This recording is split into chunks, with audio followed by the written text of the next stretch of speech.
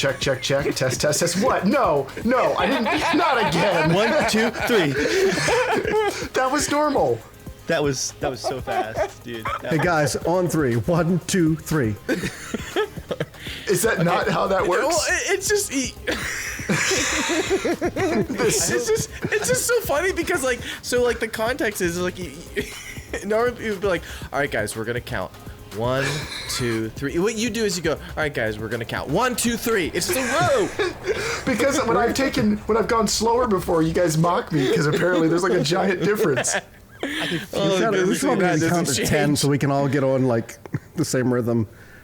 All right, are you guys ready for me to go live with the warm up or whatever? Did I even send that tweet?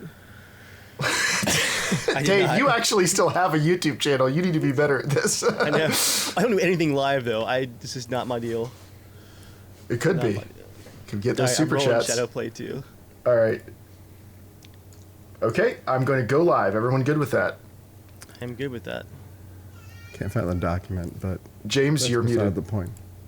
Can't hear you. Testing 1, 2, 3. I can hear you now. That was weird. Is that a problem we need to look at? Maybe. I mean, we can probably do it after the podcast. Is there like a noise gate or something? Hold on.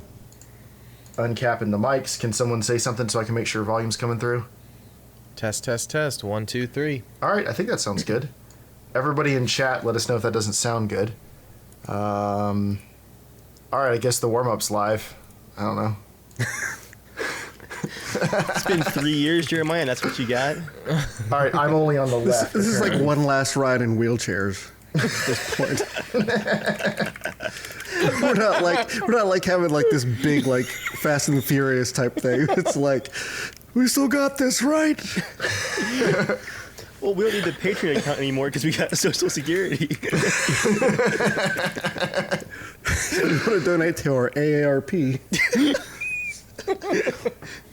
I'll add to my 401k. It's like Patreon, but for old people.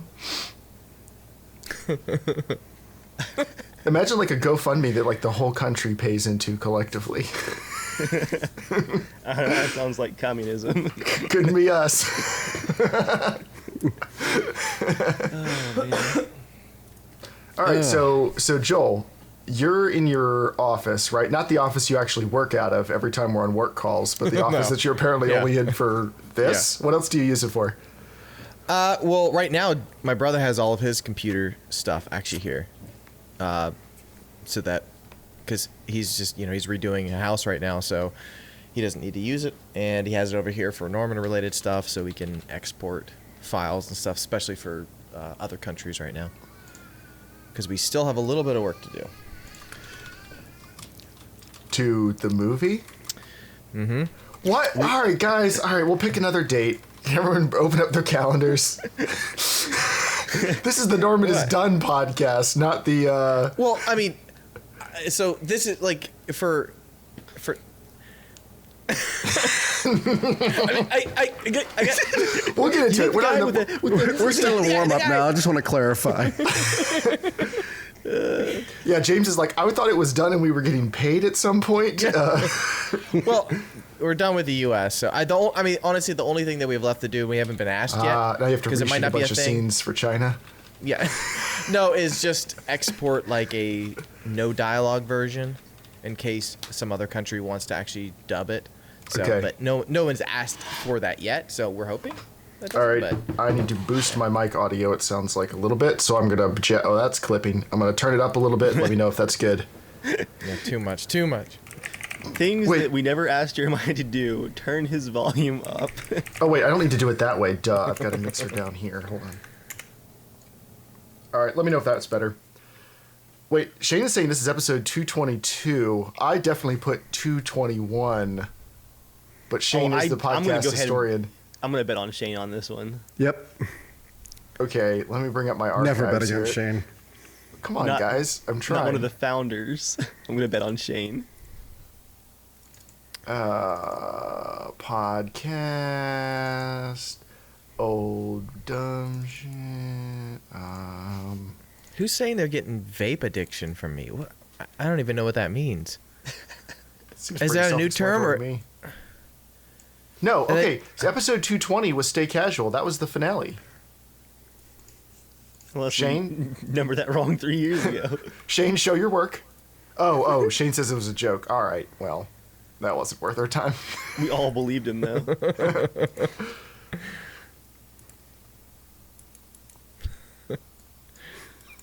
There's so much I want to talk about, but if we don't talk about it on the podcast, does it really count? James is already smiling. What are you sending to people? I'm not sending anything. I was just remembering that time that we were on the podcast and you cut your mustache really short and it looked like Hitler. Your hair was like combed over. Do you remember that? I don't remember this. Joel, do you remember that? I was messing you. Jeremiah looks like Hitler.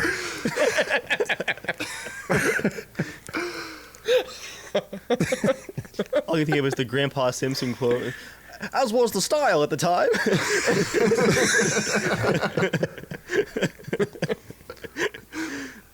Did not age well, though. Oh man.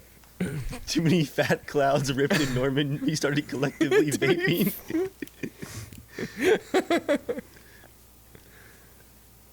I think I've told all of you guys except James. I'm kind of tired of wearing glasses. This isn't nearly as much fun as I thought it was going to be. So Look, it was good enough for You Norman. gonna get laser surgery?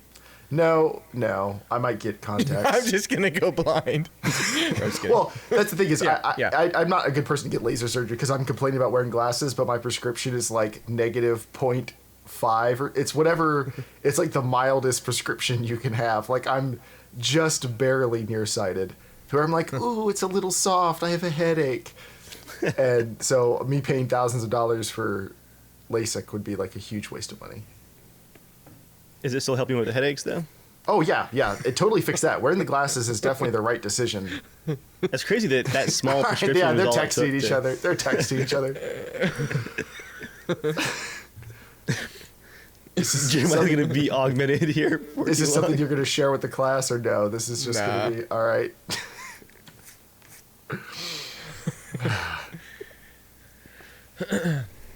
I need to look at the chat. What's going on over here?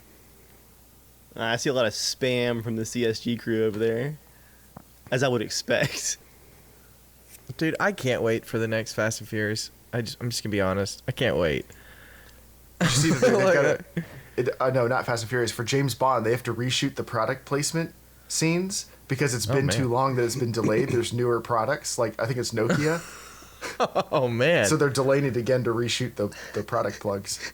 Some guy man, is that's wild. rotoscoping a different phone into the scene, frame by frame.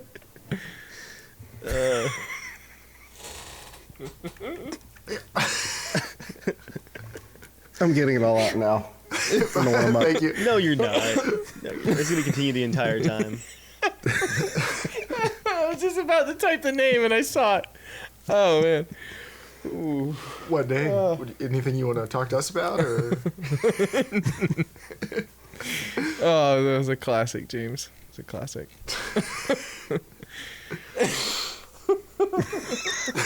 We've already lost Joel, and we're still in the warm-up. I'm just thinking about the other photo, the one looking down. If we can find that one, you know the one. You know the one. Wow. The one looking down, you know the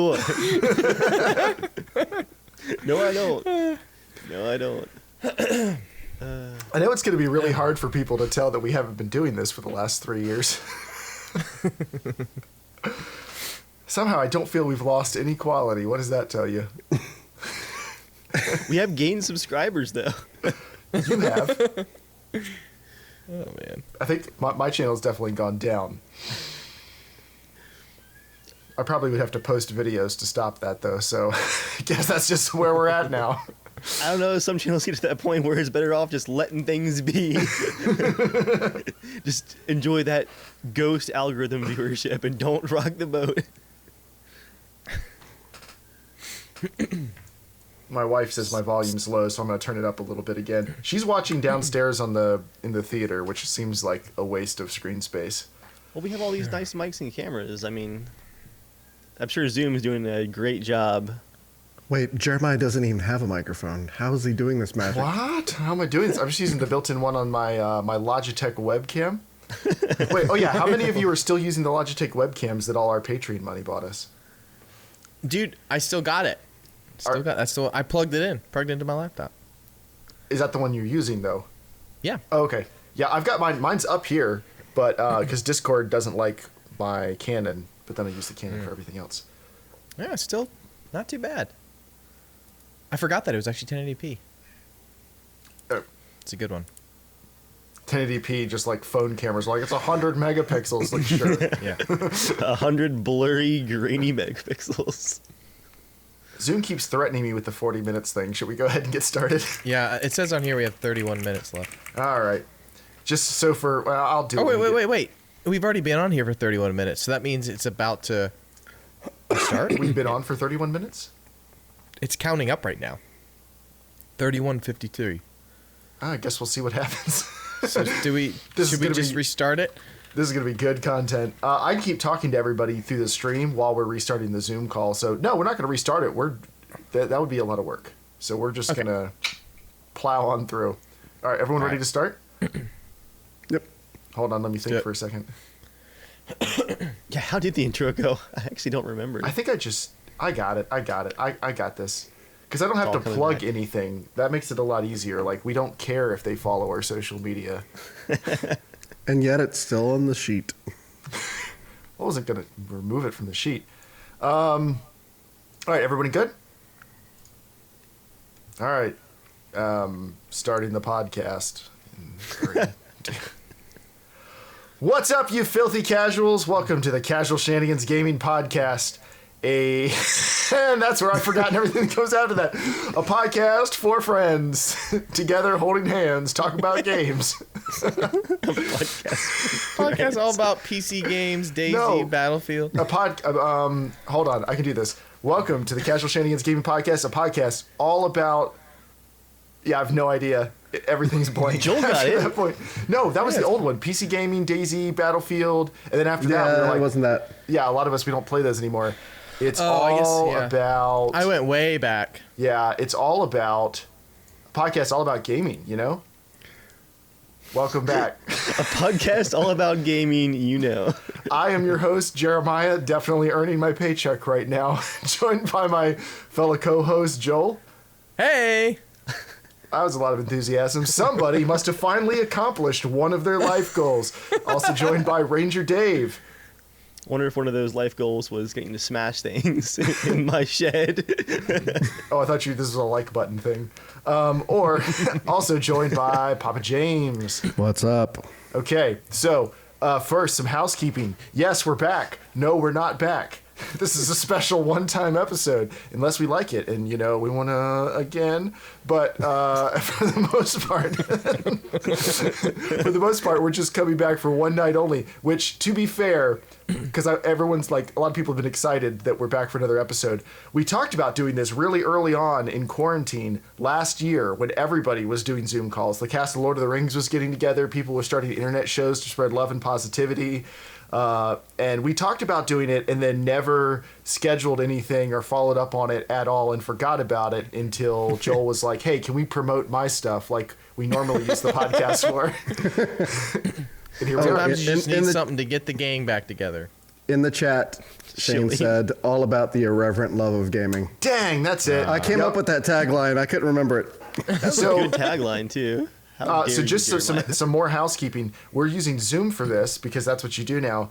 And we're using the free version, so we only have 10 minutes left in this call, and then we're going to have to restart it. So we're going to be taking an intermission, and I'm probably not going to edit any of that out because I'm used to not having to edit the podcast. But it has been 3 years. Actually, 3 years in a week. Does it feel like it's been 3 years? Feels like it's been 5, honestly. Yeah.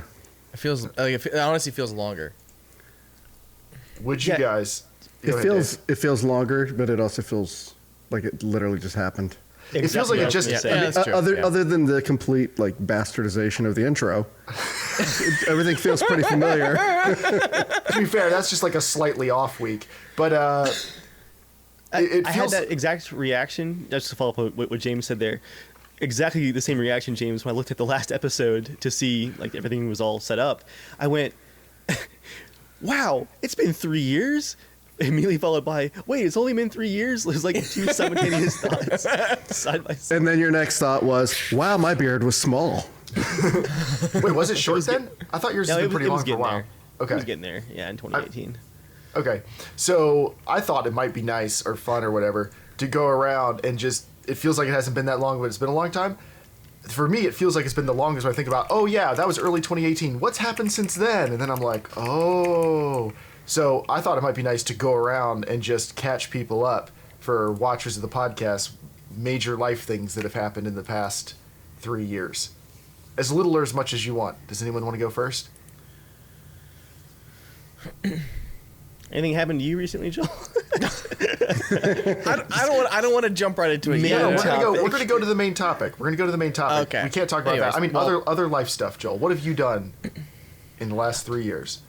I mean, honestly, it's like my brain's just only been on finishing the film. You know, there's been a lot of stuff that's happened. People have moved here, moved there, just different opportunities and stuff. But mostly it's been the film, and it's been just finishing Now, that out. the funny part of that is you technically it. finished the film a few months after the podcast ended and had the premiere, and then it's been 2.5 Yeah. years of trying to sell it and get it distributed. So, like, Yeah. you really basically had finished the film when we ended the Yep. show. Yep. Gosh. Minus the marathon of audio work the month before the premiere. I still remember Joel in the audio cave that month. All right, so Joel, what other stuff have you moved? I don't remember where you lived when we ended. No, I think we lived here. Okay. Yep, we lived here, same place. Have moved. Honestly, yeah, not too much has changed. Yeah, I feel like everything else has changed around me. You know what I mean? I gave Wow, this like an example. old man. I gave Whole this world's example to a changing friend of around mine. me. I said, I was like, making the film has felt like we were all kids. We were making a clubhouse together, right? Mm-hmm. And then you guys all moved away. You know, your parents got different jobs. I So you guys literally all moved left, here. right? That was I moved that, to that was you. Okay, that's fine. Keep going. Sorry, you're making a We good all, analogy. yeah. I moved here for you guys. Do I get a And then description of the next movie right now? Is that what's You happening? guys all moved away. No, but everyone moved away, and I just felt like I was still working on the clubhouse. And that's how it's felt, you know. And because it's just felt ridiculous at times, because it's kind of like everyone else feels like they've grown up and done things. I'm just like, I'm still nailing, you know, into the clubhouse and trying to hope make it work, you know. But and then having it done kind of felt like I had everyone come back and like check out the clubhouse one last time. That's how it's felt. Right, and then we've had to check it out at a bunch of bad film festivals, and we keep coming back to the clubhouse in subpar scenarios. All right, any other life events you want to share? You got another car almost exactly like your old car. Oh, yeah, that's true. Yeah. You was replaced like that. your beige base model Mazda 3 with a Yeah. gray base model Mazda 3. Heck Like you yeah. said, everything's changing around him. Huge life changes for Joel. The Mazda changed colors. Well, more like a tint, really. It's like one shade. Okay, Dave, do you want to go next? I'm going counterclockwise in order here. I mean, officially a dad now. That's probably the main thing. It's a major change. Yeah, so that's been How a... does it feel to be the first dad on the show? Well, I could never take that title from Papa James. Sir. Knighted you. Sir James. All right, what else? Dave, your YouTube channel, is that going well? How's that going? Yeah, it's going well. It was funny as 2018 ended up, I guess, being an absolutely wild year of travel. A lot of it channel related. Like, Joel and I have been to E3. It was 2017, right, Joel? It was the year before. 2017, yeah. Yeah, I think so. But 2018, I was at EA Play and then Gamescom in Germany, and that's just on our own. We went to Yellowstone for like 2 weeks. So 2018 had all kinds of cool stuff going on. We can just skip all of 2020 because everyone knows that was like. You're looking at it, it was zooming through life. Okay, there, dad joke, Dave. I had to get that one in. Zooming. All right, James, I feel like there's been some pretty significant life updates for you. So I got married. Moved up north. And I guess that's about it. I feel like everyone That's is awesome. just really not. You're skimming over the details. 3 years. I got married. I moved. I don't know. Oh, I know something, James, that we forgot to confess. Thanks to Shane, you and I both got like horribly addicted to DayZ for like a 6-month period. God. Oh, we'll get to that. No. That's coming back up. We're gonna get that to was that. that was wild there for I a few didn't, months. I didn't hear about this wild escapade. Well, it's important to I- note that Joel doesn't play games with us anymore. That's Yeah. true. Well, I never really did. You did for You stopped. for a spot early on. Okay, Well, yeah, James. maybe the first year of the podcast. So you moved up north. How up north we talking? I'm about to get a crap ton more snow up north. Okay, so like Texas. After like, still like Houston dealing with area? a crap ton. Yeah. Texas. I was living in Mexico, moved a little bit more north of the border. Got it. How did you choose that wall color behind you? I did not. Yeah. One project at a time. Well, I was wondering because my parents painted their library that color when they built their house years and years ago, and all of the other paints that we got were like the nice one coat covers everything premium paint, and so was this one. It was apparently something called deep base or whatever, which means you're going to have to do 35 coats of paint. And so they painted their library that color, and it was like that was their side project for weeks, was just throw a coat or two on it a day until it that's finally pain. turned that color. So I'm curious if that's what that person had to go through too. The great room wasn't too bad. It was about the same color. Nice. It was a couple coats. Updates for me, bought a house. I'm currently in that house now. Cars. Did that happen?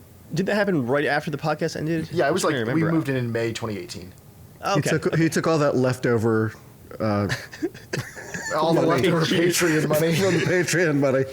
Jeremiah canceled the TeamSpeak server and just put a down payment on a house instead. I'm still paying for the TeamSpeak server. What are you talking about? Oh man. I can probably get rid of that, shouldn't I? Yeah, I would say so. If you can save the config, I'd go ahead and pause it. Yeah. Do you remember when we used to call it Patreon back in the day? Oh, Shane's Yeah. telling us I'm we're sorry. at the 2-minute Zoom timer warning. I see 117. I see 112. All right, so we'll just, like everybody's going to go down. You're going to be able to hear me for a minute while I start a new Zoom call. It's fine. Oh, yeah, so cars. I was trying to think because Joel has bought a car. I was thinking, what's... Oh yeah, Jeremiah's done. So I Bought wrecked. so many I wrecked a cars. car, replaced it. I wrecked the Spider, replaced it with the Miata. Sold the Miata, replaced it with the WRX. Blew the engine of the WRX, replaced it with the M3. Bought Do the you Land even Cruiser. count having the Miata? What? Do you even really count having the Miata? Not really. Bought a different Okay. Miata, which we still have. Bought the Land Cruiser. Sold the GTI. Bought the couch. So I've seven cars have changed hands. Can you clarify? You said bought the couch. Oh, that's a. It sounds like you're just throwing in a random thing. Like I bought a bunch Yeah. of cars and a couch. We have less than 1 minute. Maybe I'll save this for when we come back. I'm going to go ahead and end this recording. Yeah, if Jeremiah's talking about cars, we need more time. Yeah. Let me Are we end keeping it. All right, hold on. I'm our going to recording a ready? splash screen. Let me figure out how to do that. I'm transitioning the splash screen over. All right, now I'm going to end this call. I'll add you guys back to another one. End meeting for all. Cool. All right, I'm going to create a new meeting. I think you guys can just all hear me, and that's it. So I am sorry in advance.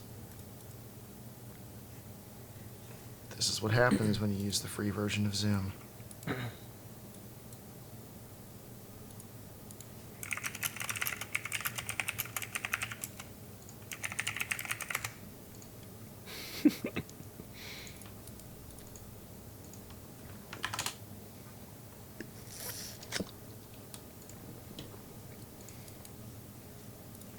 All right, I think everybody can still hear me.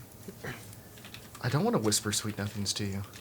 Whoever's saying that in chat, oh, dang it, my camera's not working now. So my camera's not working, Joel. That's a new thing.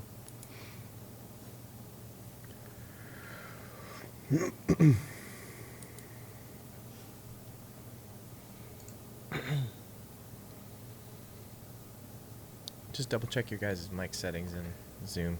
Reset mine. Mine are all Quickly fine. change your names, guys. Oh, yep. By the way, everyone can hear you now, so just keep that in mind. And my camera's not coming back. This is fantastic. I mean, Joel, you might as well put your social out there because now your movie's going to have like everything in your life plastered all over it. Come and get me. I'm really going to have to use this, aren't I? Dang. Oh, hey. Let me try one more Hey, time. now you kind of look like us. That's not so going to be a continuity hurtful. nightmare. That's so hurtful. Let me see. My white balance is so warm. All right, so great. So I went through all that for nothing. I'm switching back to my crappy webcam. There's that grumpy old man that used to podcast with. All right, He's I'm back. I'm taking this back live again. Well, I mean, we've been live this whole time. Is everyone good? Everyone censored yourselves? Okay. Yeah.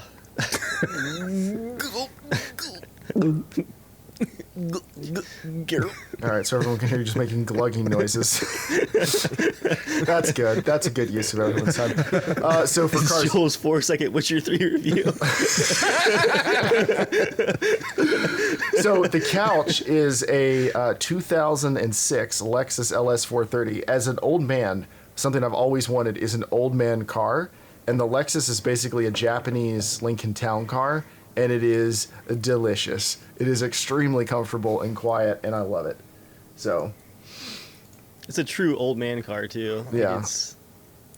It fits us. but yeah, other than that, let me see. So, got a house, work got busier and busier. I'm realizing my background looks awfully cluttered when I'm using this camera setup. That's not ideal. Still grumpy about it. That's We're true. hearing about this all night. I can't help it. It bothers me. I'm sorry. Jeremiah, you should be able to. You have the Logitech utility thing in the taskbar. Yeah. You can open it up and zoom a little bit. Yeah, but I didn't open it up before I started the thing, so if I try to do it, it's going to crash it. Really? Because All right. I've been able to do it during calls All recently. right, guys, time's ticking on this free Yeah, we're time's taking Zoom on the call. next Zoom recording. I'll try it on the third one. So anyway, that's major life updates. I really hope everybody had pretty low expectations for this podcast because I think we're nailing it so far. So we're going to get right into the main topic, which is the whole reason we did this. Not because we wanted to hang out or entertain everybody. It's because Norman's out.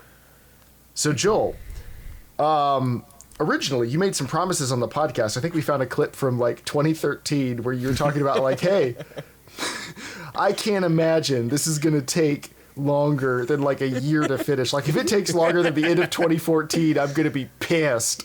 So anyway, it's now 2021 and Norman has released. The important thing is you made it the entire time, and it was a little touch and go there for a little bit. So why don't you tell us, like for anybody who doesn't know, I'm not going to tell them what Norman is because they don't know what Norman is and they're here now. They never really cared. But how was the process of launching Norman since 2018? What's been going on with Norman? Well, first, let me just put a full screen of that, baby. So, look at this. My movie's on a disc. So, I mean, like, everyone here worked on it. Like you didn't burn yourself. It should be Pretty noted. much, pretty much everyone I know who's connected to me who worked on it was dragged kicking and screaming into it.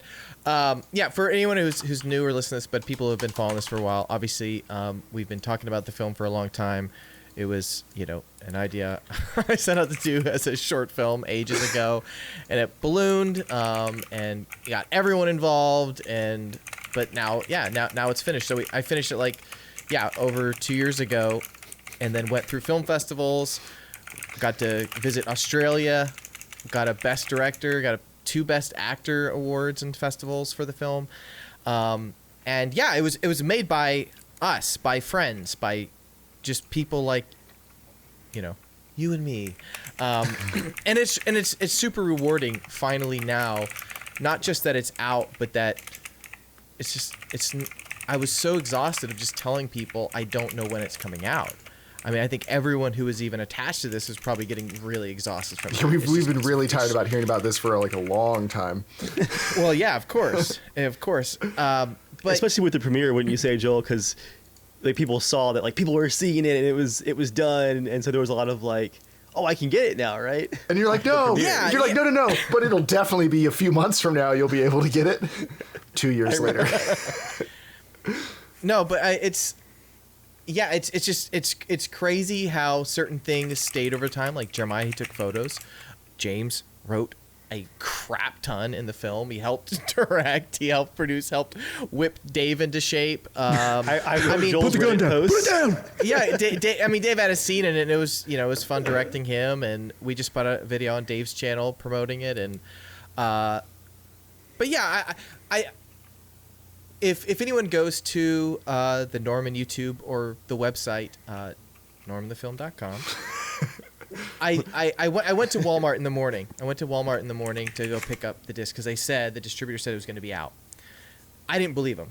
Like I'm gonna be honest, I didn't believe him because when they say, "Oh, it's going to be on digital," I'm like, "Well, what the heck does that mean?" Like I like being very detailed about that stuff, and I think what's really hard for me to do is to promote anything or tell people about anything unless I'm very sure of it. Like I'm not gonna about anything. It's just really tough for me to promote. But I was planning for this, February 2nd release date. Like, okay, I got to make videos and I got to promote it and but I'm like, I still didn't feel like it was going to come out because I just didn't feel like I had that.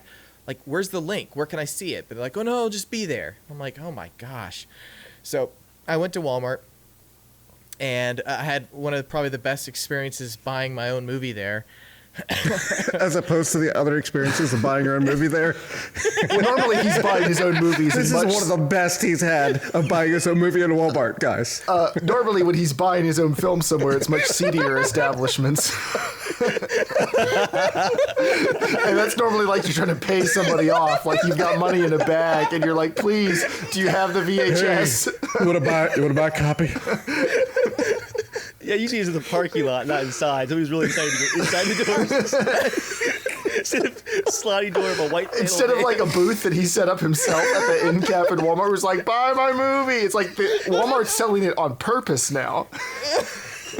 Girl Scout cookie stand right next The door. restraining order has finally been lifted. He can go in and get the movie. Well, okay, I know.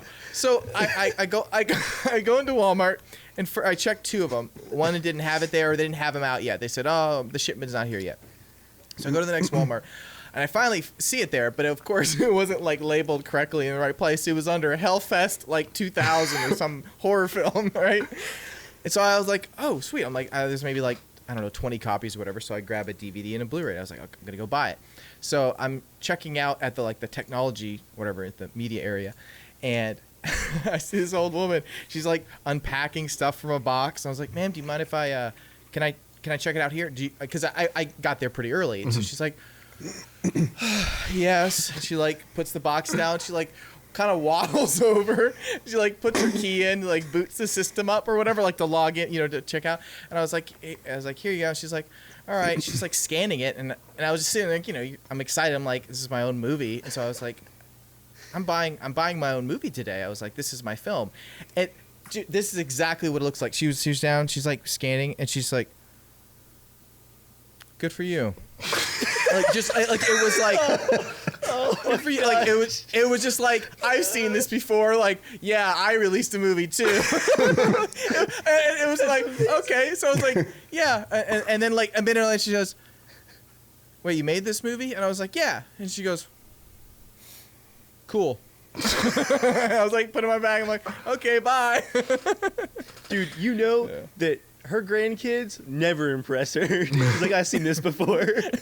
Yeah, she's like, yeah, the kid right before you was like, "Hey, I'm picking up my movie." She like hears it all the time. And I gotta say that Look, buying it, little Johnny's walking. Oh boy, I've seen it. the buying it in a store thing, that really did make a big difference. So like the premiere was obviously awesome. Like James came into town. I already moved here for you. I think we covered that. But like lots of other people came into town. People who worked on the film. People who were just friends of the podcast, friends of ours. Like the premiere was a really, really awesome weekend, and it was fun to celebrate the movie being born. Like everyone was so proud of you. You cried like a lot, but everyone was really happy for you when you did it. So it worked out. And like that was a really great weekend. And then he just settles back into the like, all right, now when? And it's just several years of all of the going to terrible, terrible film festivals, which you could tell so many stories, which you don't want to knock those film festivals in case they want to have you back one day. But so many of them were like the equivalent of like the substitute teacher pushing the TV in front of the class and sliding in a tape and being like, today we're watching There was Norman. a literal film. I sent you guys a photo. There was a literal film festival where, no joke, I asked us, like, can I have a photo of where they're showing it? And I got sent a photo. Was it the one in Spain? Projector. Yeah, it was the one in Spain. I got a photo of a projector like on a stool, and it was like on like a white tablecloth almost, like just in the background. Like a sheet? The screen was like tilted, like, I mean, not like just slightly off, where you nitpick it. No, it was like, I don't think anyone looked at it once. But so all that happened, and like you said, the whole feeling of you building the clubhouse and everybody else going away. To be honest, that's true. Jokes aside, like, there wasn't anything for me to do on the movie in the last 2.5 years, right? Like, I signed some releases for stuff when you were doing assets or whatever. Like, I sent you, I think I pulled higher quality versions of some pictures at one point. I don't know. Like, I did very small miscellaneous things that you just needed for work I had done in 2014. But other than that, I wasn't really doing anything. I think that's true for a lot of us. But when you... Like, I knew it was going to be on VOD, and that was cool. That was really cool. But when you said, like, you were going to Walmart to buy it, then it just had the click of, like, going into a store to buy a movie off the shelves that I'm not trying to be offensive when I say this, real movies are on. Like, your movie is with the other real movies. And that video of you breaking down in the car and crying, I've watched you cry a lot about this movie. And that one, I had to stop almost immediately. It's like, I wasn't prepared to be this emotional about this. Like, this. It took me like 8 times to finish that video that day. I was like, all right, I'll watch like 30 seconds. I'm good for Well, then it was immediately like, well, we got to go get our own copy. And now when you went to one Walmart, they didn't have it. Crucially, you did not tell us they didn't have it at that one. So my wife went to that Walmart and they didn't have it. And then later she went out a second time that day because she's awesome and went to the other Walmart. And was able to pick up a copy. I had to tell my mom not to buy all of them, so that some well, that's a mom thing. My mom was hitting me up. She's like, "How many copies can you buy?" And I was like, "I don't know, Mom. Like, I'm in it. I'm in it for 2 seconds. Moms don't care." But she's like, "How many copies can you buy before the police get involved?" And then a second cool thing was I've been making jokes. We went over and said, "Hey," that night. And I was making jokes with you about, like, I need to make the official torrent versions, right? Like, I need to put a video camera up in front of the screen and just make the cam rip or whatever. And the joke being, like, someone might torrent it at some point. Let's make sure it's a good version out there. And then I went and checked torrent sites the next day, and hundreds of people were torrenting it. Your post went to the top of r/movies, and your movie was getting torrented, like, again, quote-unquote, real movies get torrented. Yeah. And like that was like, and it's weird. It's weird to see that because I was talking with one of the producers on the film, and he's like it's both like a sucky thing, but also a really good sign too. Mm-hmm. He's like, because you don't get no name, no actors, movies there. Like that doesn't happen. Like they don't show up. You have to. Yeah. I mean, they'll show up. People usually do that. But like you have to search for them. They're not going to be like. It's like an archive more than like a thing that's being shared around. It's like right. It's for people that have to download everything, basically, usually. And it's I like to think it's for our international folks who are going to support the film when they can, but are just, that's what I'd like to think. And one of the things he said for other countries, they know that smaller films almost always never make it there. So that's why almost always never make it there. I feel like there's another word that covers that. just pick one. Yeah. But no, you're right though. It's being shared around like a bigger what's movie. What's crazy is it will, which is awesome. Now, how long do you find out like preliminary viewing numbers or sales numbers? Not for a while. So it's like we get 4 quarterly reviews. Okay. Or whatever. So you don't know if you're getting $10. But it's also like 30 to 60 days huh? past, then they get them. So I'm not expecting anything till probably July. So you're not. You might be getting $10. You might be getting way more money, but you have no way of knowing. And not now, unless they decide to say or announce it earlier to us. So when I grabbed my copy, at first I was looking in the wrong area, and I thought, oh man, they don't have it here. This sucks. I have to check another Walmart. And then I decided to give another quick scan, and I didn't notice there was a new release section that kind of ended. It was right next to John Wick, which was really cool. John Wick 3. But it was also above another Jerry Chesser movie, a Civil War movie. I was like, wait a minute, I recognize that movie too.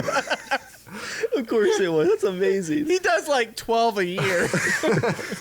I love his IMDb page. It's just all It's like Civil War. And Civil then War, Civil War, Civil War. Sci-fi travel. Sci-fi. Really branched out. Civil War scene inside. It's a loophole. It's a time loophole.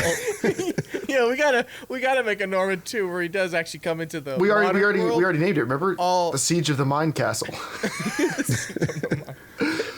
Hey, it's my email password. Civil War guys, with old muskets and stuff like that, fighting against modern soldiers. I want to see that now. So, James, how does it feel feel like a to 30-second movie.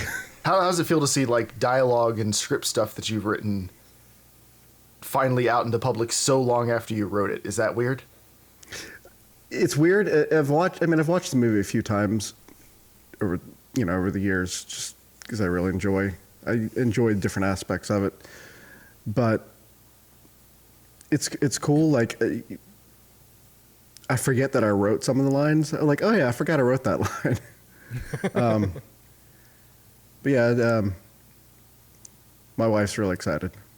She was probably more pumped than I was. She was like, "Where's the promo material? I need something to link." I'm like, "I don't know. Joel's gonna get something out there."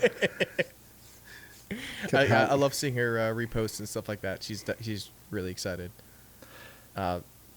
It's cool hearing from honestly complete randoms and stuff. I mean, I've gotten emails, posts, comments from all over, from like even from my website, from Reddit, from YouTube, from everything. I even posted on my own Boundless MP, which is hilarious. I just wanted to put that randomly out there, like in the middle of nowhere, from like random Dark Souls footage, iPhone reviews. Like, hey guys, I made a movie. Not like you're thinking. Yeah. But My mom backed me on yeah. Kickstarter. I think so. This is something that I don't know if Joel's going to cover this or not.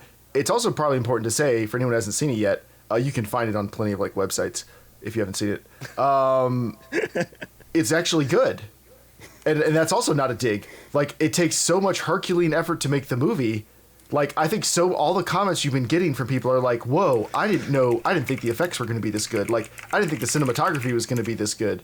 Like the music. I mean, obviously everyone has been blown away by Daniel's music."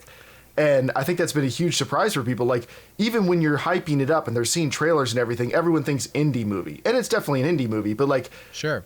there's so much of the quality that's way better than, yes, you shot this with your Canon 60D. Like, there's indie movie, and then there's I shot it with my 60D indie movie. And the final product looks so much better than that.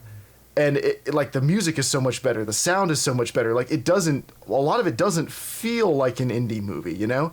And I think that's blown people away of like, it really does feel like it's a labor of love. Like the 10 years of blood, sweat, and tears really did turn out something that punches way above its budget weight. Man hours, it's probably about the right amount of man hours, but like, I don't think you could start out again and make the same movie for the same amount of money if you were starting from scratch tomorrow. If you had to even consider that, you'd probably be parked in the garage with the car running and the door shut. No, I appreciate that. Yeah, and that's what I've been consistently been seeing, honestly. Mm-hmm. I got one message, and it's really strange because what's odd is like I both know the movie completely in and out, yet it's also extremely surprising because you know it so well. It reminds me of like when you drive to work all the time, right? And all of a sudden you turn around, a corner and you go, how have I never seen that house? You know what I'm talking about? Like you can drive the same roads, you go to the same place. You're like, I never knew that house had a barn behind it. Like it just, I go by this every day. So with Norman, it's just very fascinating where I even go surprised, like, oh crap, we really did think about this. Like we did actually really try to plan this as much, Young, optimistic Joel really solved some of these problems. We obviously we had so much time, but and I was just like, man, I don't even ever do something like it again because I was like, we had so much time to like literally weigh every single decision and every little tiny bit of polish that we could add to it to make it better, to take every little aspect from the dialogue to the sound effects to everything. And I'm like, man, I forgot we even thought about that. Like almost taking it for granted because we spent so much time on it. And it's been really awesome to see people that are like, I had one and he said, he's like, I'm making a film now. He's like, he said, he's like, I've wanted to make a film for so long, and I didn't know how. And he's like, seeing this, like, just like it gave me like, I'm doing it now. I'm gonna go do it. Oh, He's that's like, awesome.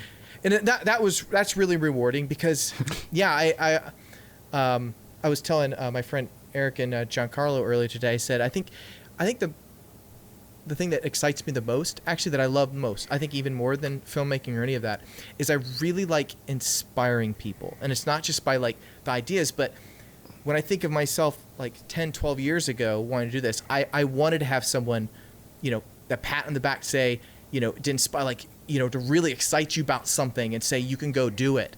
And to me, I got that a lot from, I would watch video clips, you know, I would watch, you know, keynotes from like Steve Jobs or people like that. You know what I mean? Like you get excited about that and you go, wow, like I just want to go out there and do it, you know? And I think I always wanted that personal from someone to personally say that directly to me. And so I would almost like, I'd watch it and pretend that was me. And I was like, and that's why I've always been so connected with movies, because it's like Indiana Jones and people like that was like always my hero. Like I wanted to just like be that, you know, and go out there and fight it and, you know, be heroic and that kind of thing. And so I think with Norman, just being able to complete it and then, you know, looking back and going, man, a lot of the people that I met along the way that are crazy better than me at all this stuff, and I just go, well, the one thing I had is like I could outlast you all. That's about all I got, you know what I mean? Like I'll never stop. Yeah, it's like, you can't kill me, I can't kill you, but I'll wait it out. Honestly, Joel, I think that was one of the coolest parts of your Q&A on Reddit, because you were just in there for like a day answering questions. You had several people who were just like, this is so cool, like, how do you go about this whole process? Like, from I have an idea that I'm going to film it with my friends to it's distributed. And you were like, nobody could tell me, so I figured it all out. And you just went through some of the struggles that you had gone through to just learn it all yourself and find out what you didn't know, and then find the right people to ask to figure it out, to do it yourself. And I think it's kind of cool to see like the behind the scenes stuff that you filmed. Or not behind the scenes. Well, yeah, behind the scenes, but also like the little documentary thing, the interviews with people when they came in town for the premiere. And just to see that, like, however people who met at the premiere, all the people who worked on different parts of the movie that were silent off, how many friendships have been made, how many people know each other now and talk all the time and stuff because of this movie. Like, this movie might have destroyed your colon and put a lot of gray hair on you and, you know, taken a few years off the end of your life, probably. But it brought so many people together, and so many people know each other, know each other's work, and know each other capable of because of this. Because with a few exceptions, almost everyone who worked on this movie are amateurs in every sense of the word. Like, take some freelance gigs, do some stuff like that. But like, these are not, for the most part, in film industry professionals. Some of them became that throughout the course of this. But like, I think it's pretty amazing that you could probably...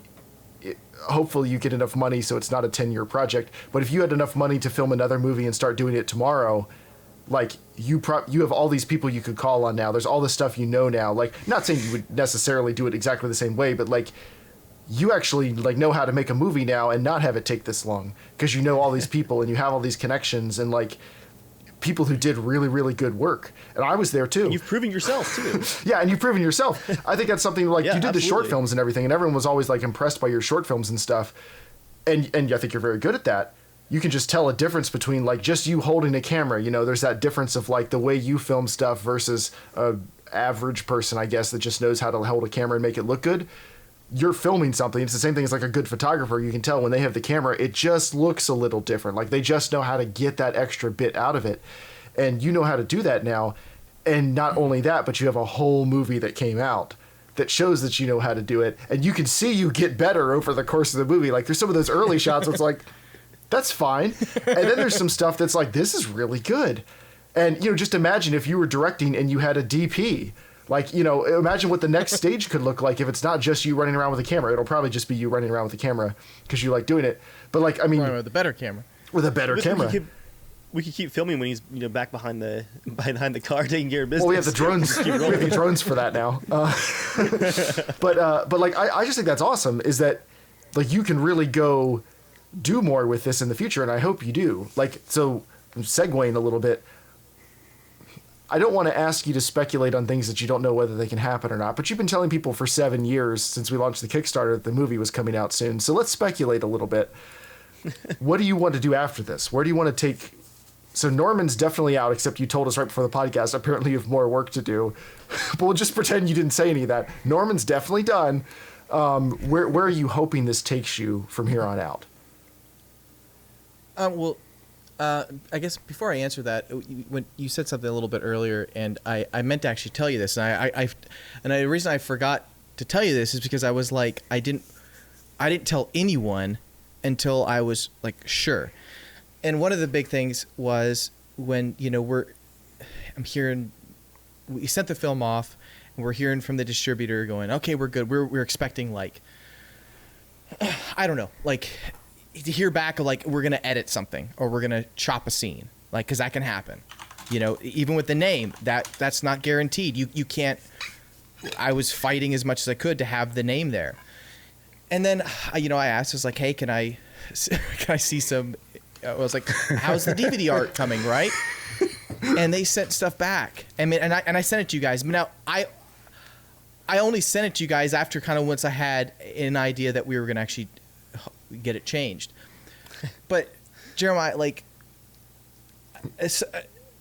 making this film, like, even with you taking photos, oh man, like I'm trying to get emotional on this, but I can't tell you how sick I was, because not until I got home and I put the freaking DVD in and I clicked play and I saw the same intro I edited, the same things that we worked on, and your picture, like, I had to fight for that. Every damn thing of this project, like, I was fighting for, because it's not just, oh, I wanted my design, but I'm like, my friends put a lot of time in this. Like, here's your photo, and like, we've been promoting it this certain way, and all of a sudden it's like, I almost vomited the night before because just thinking about all the hard work that's been put into it, and then have to go, oh, hey guys, this is what it is now. Now it's Time Man, 3000. Enjoy. I can't fake it. Right, and some of that artwork. Excitement. If you had to fake excitement about some of that artwork, I couldn't. If they changed the name, that would be rough. That would have been bad. Yeah, so like that. There was actually a point where you and I sat and like made a whole list of other names just in case. Phil. They wanted to like change Norman. We're like, all right, what's a tagline? What's something? And so I spent like 48 hours after they sent me some of their mock-ups, and I came up with more ideas. I came up with the stats. I like went through all the film festivals. I got emails, and I showed them why people liked it. Why people came to see my movie at a film festival versus others. I was like, everything I could. I felt like I was just clawing my way out of this jail cell of going, please, like, just trust me on this. This is working. People are interested in this. That and like I did it because it's like it's really hard for me, because if I told you I was using this poster, I was told you I was using this, or it's like, it hurts. It really hurts a lot to not feel like that's what it is. But no matter what happens from here on out, right? Like, maybe it has sold 15 million copies and you're loaded for life now. It probably isn't that many. But like, no matter what happens, you did it your way. Like this, you stuck to your guns, and when it came to distribution deals and whatever else, you didn't back cave on any of the things that could have maybe made it more of a commercial success, but it wouldn't have been your movie. The one of the biggest things I learned is literally everything is negotiable. Right. Mm-hmm. Everything that they say, everything that you hear is not negotiable is 200% negotiable. Everything is. I gotta throw Joel to the bus here for a second, though. Because one thing Joel didn't fight for, and that's the resolution of my drone CGI. I definitely fought against that. I love this story because this is just the amount of things that Joel had on his plate that he was trying to manage all of us and just get all of our work to come together. He asked for me to do this drone CGI, and I will forever have it imprinted in my brain, him sitting at my desk for hours going, no, Dave, the drone's got to turn like this. He's got his iPhone out. I'll see that forever. Just the amount of times he showed me that, like, the way he wanted it to turn. But he didn't give me details beyond the basic design of what the drone was supposed to look like. So I just went all in. I hit like, I think it was 12,000 K textures, like squared. And this is in 2015, right? I hand detailed all the bolts on the drone chassis, right? It had. I forgot to go back and look this week. I forgot I did like engine glow, right? Like you can turn the camera and look up into the engine grate, and there's like heat and glow from the engines, and then we could start putting the scene with the drones together. And for those of you that have seen it, it's like a very brief scene. Joel and I are putting the final renderings together. He's like, "Well, it's like it's gonna kind of fly towards the camera." He's like, "Can you make it smaller?" Smaller. By the time that I turned over the final renders to Joel, the drone was like, what was it, Joel? Like 80 pixels long, right? But it looks really good. And then you shrank it again in post. You know, 20%. But it looks amazing though. But that's just an example of the amount of things that Joel was trying to pull together. You had the vision of what needed to look good, not making sure that everyone's individual piece got like their own spin to it. Like you saw the creative vision, and I still have two for Annie's folder. The folder is called Joel's Space Phone because I didn't understand what was going on, but you knew what you needed, and that's how it all came together. Is you had the vision and you carried it all the way through. We were joking about that the other day, how there was literally only one version of Annie. Like, you go to a set and there's like 10 different versions of a single prop. And Joel made it the entire movie without Annie breaking somehow. Like, and I forgot too, Joel, in my original design, Annie had like had a curve to the screen, right? Yeah. And I opened up the 3D file and I was like, why does Annie look so weird? And I compared it to the movie, and I remembered that you guys, it was gonna be too hard to get the glass cut right, so you guys use a square piece and just roll with it. Yeah, because it worked. The time machine just finally, well, at least part of it, one of the tubes like exploded and nearly shredded me to pieces. My fingers, I they're still damaged right now. Like they're still cut. I was taking it downstairs because I was bringing it over to my brother's house because he's got an Airbnb in town, and now he's turning it into the Norman Museum, basically. So if you come into town, you can now visit the Norman Museum. But like I was bringing it down the stairs, it barely hits the top, and all the like sunlight and everything just slowly made it brittle, and it shattered into a zillion glass pieces and nearly killed me. Dude, that pipe is scary stuff when it breaks. Somebody asked in the comments, asked me how does it feel to have my my own picture on the box. Shane asked that, so it feels really cool.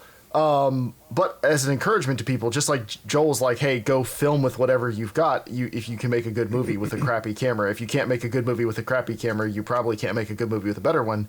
The camera that I used for the promo photos that were actually used as the promo photos was a 10 megapixel old crop censored Canon sports camera that I just happened to bring with me the weekend we were filming because it was waterproof and stuff. It could get beat up in the woods and whatever. And I just want to take some behind the scene photos. I had a crappy lens and my crappiest camera at the time. And I brought a nicer camera because you had asked me to do some real promotional photos. And the real promotional photos we used for a few things, but most of the photos you used, we were actually taken with the crappy camera, and they were fine. It was good enough for a giant banner that was at the premiere, which, by the way, where did that ever end up? Oh, I got it. No. I'm talking about the one that was on the side banner? of the one that was like 6 feet tall. Yeah. Joan has it. Okay. In the museum. But like, for it like was a good big enough for blanket that. now? It was good enough for posters. It's good enough for all this stuff. And like, it's not a good camera. You could spend $400 on eBay and have a good setup that's better than what I used for that. So you can do it with crappier stuff. You know, the artistic talents of all the people involved are worth a lot more than the value of the equipment of everything involved. Yeah, I mean, it definitely goes to show that, like, I think story is king. I mean, everything enhances it. Every little piece of it that you can make better, obviously, is going to raise the bar for everything in the film.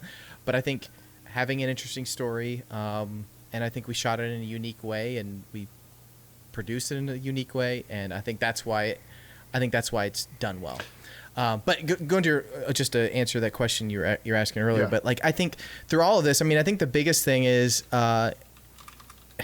it's like I know I made a movie, but I can't wait to actually make a movie, if that makes sense. Like, I would love to be able to just, me and my brother, we've done some short films during this period of time, just as a creative outlet to just do something quick, you know, to actually get something out. But we did it at a level that I'm like, man, like if we shot Norman like this, like, oh my gosh, you know what I mean? Like, and we were shooting fairly same speed, but I'm like, man, if we could just have a little bit of time and some money to be able to afford that. It's just, I mean, it's Toss tough. the info there too, Joel, so What's that that? people can see it. Valair stuff. Toss the info. ProjectValair.com. Well, we can put it in the link of this. We'll put it in the link of the show if you remind me. Yeah, but if you look later. up ProjectValair.com, me and my brother, we did like a short film series. But then we also kind of teach some like audio skills, directing skills, cinematography skills, editing, stuff like that.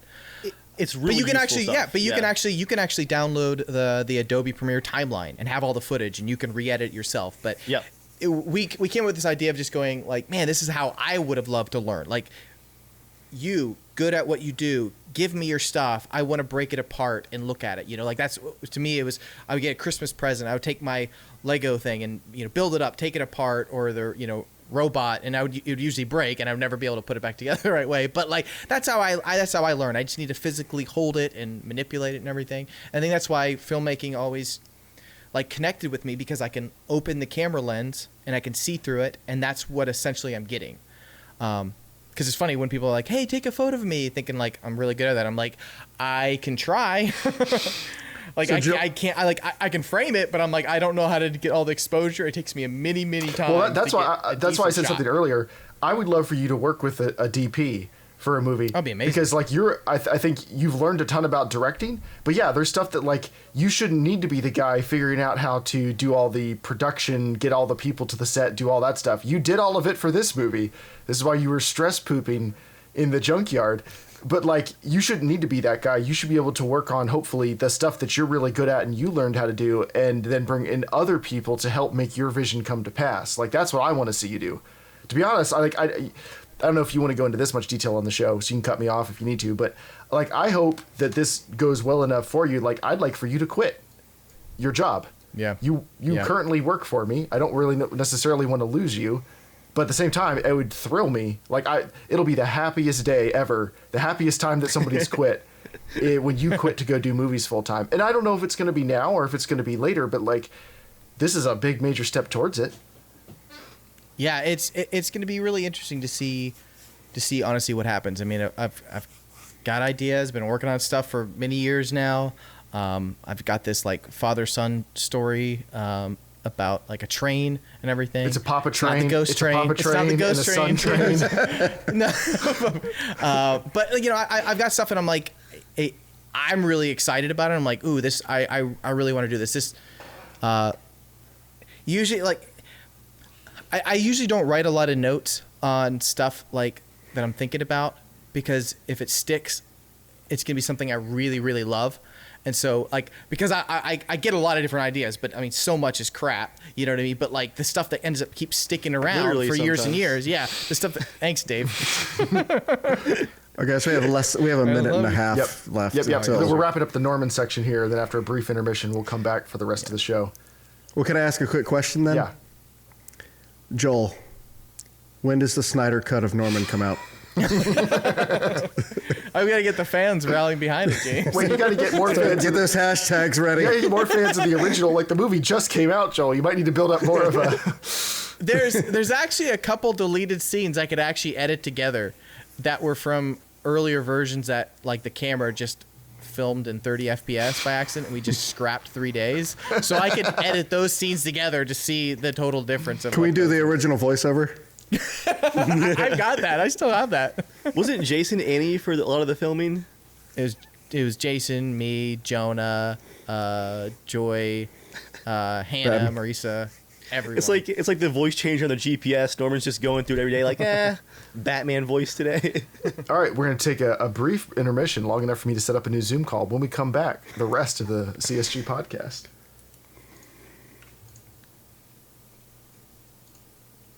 Oh, hold on. I got to stop We're recording. still here. I got to stop recording.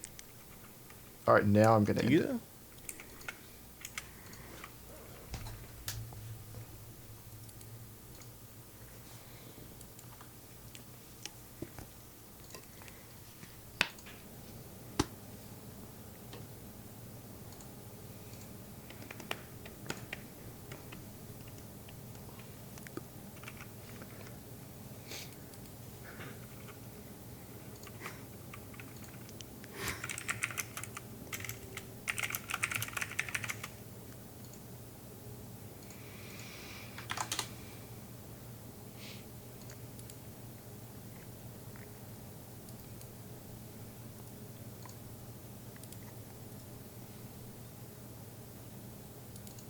You're back in. A reminder, you're live.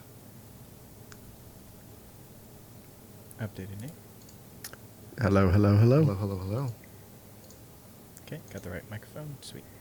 I just tried to get my Good red change of camera to come names. back, and it still wouldn't do it, so here we are. Okay, everybody good to keep rolling? Yep. Good to go.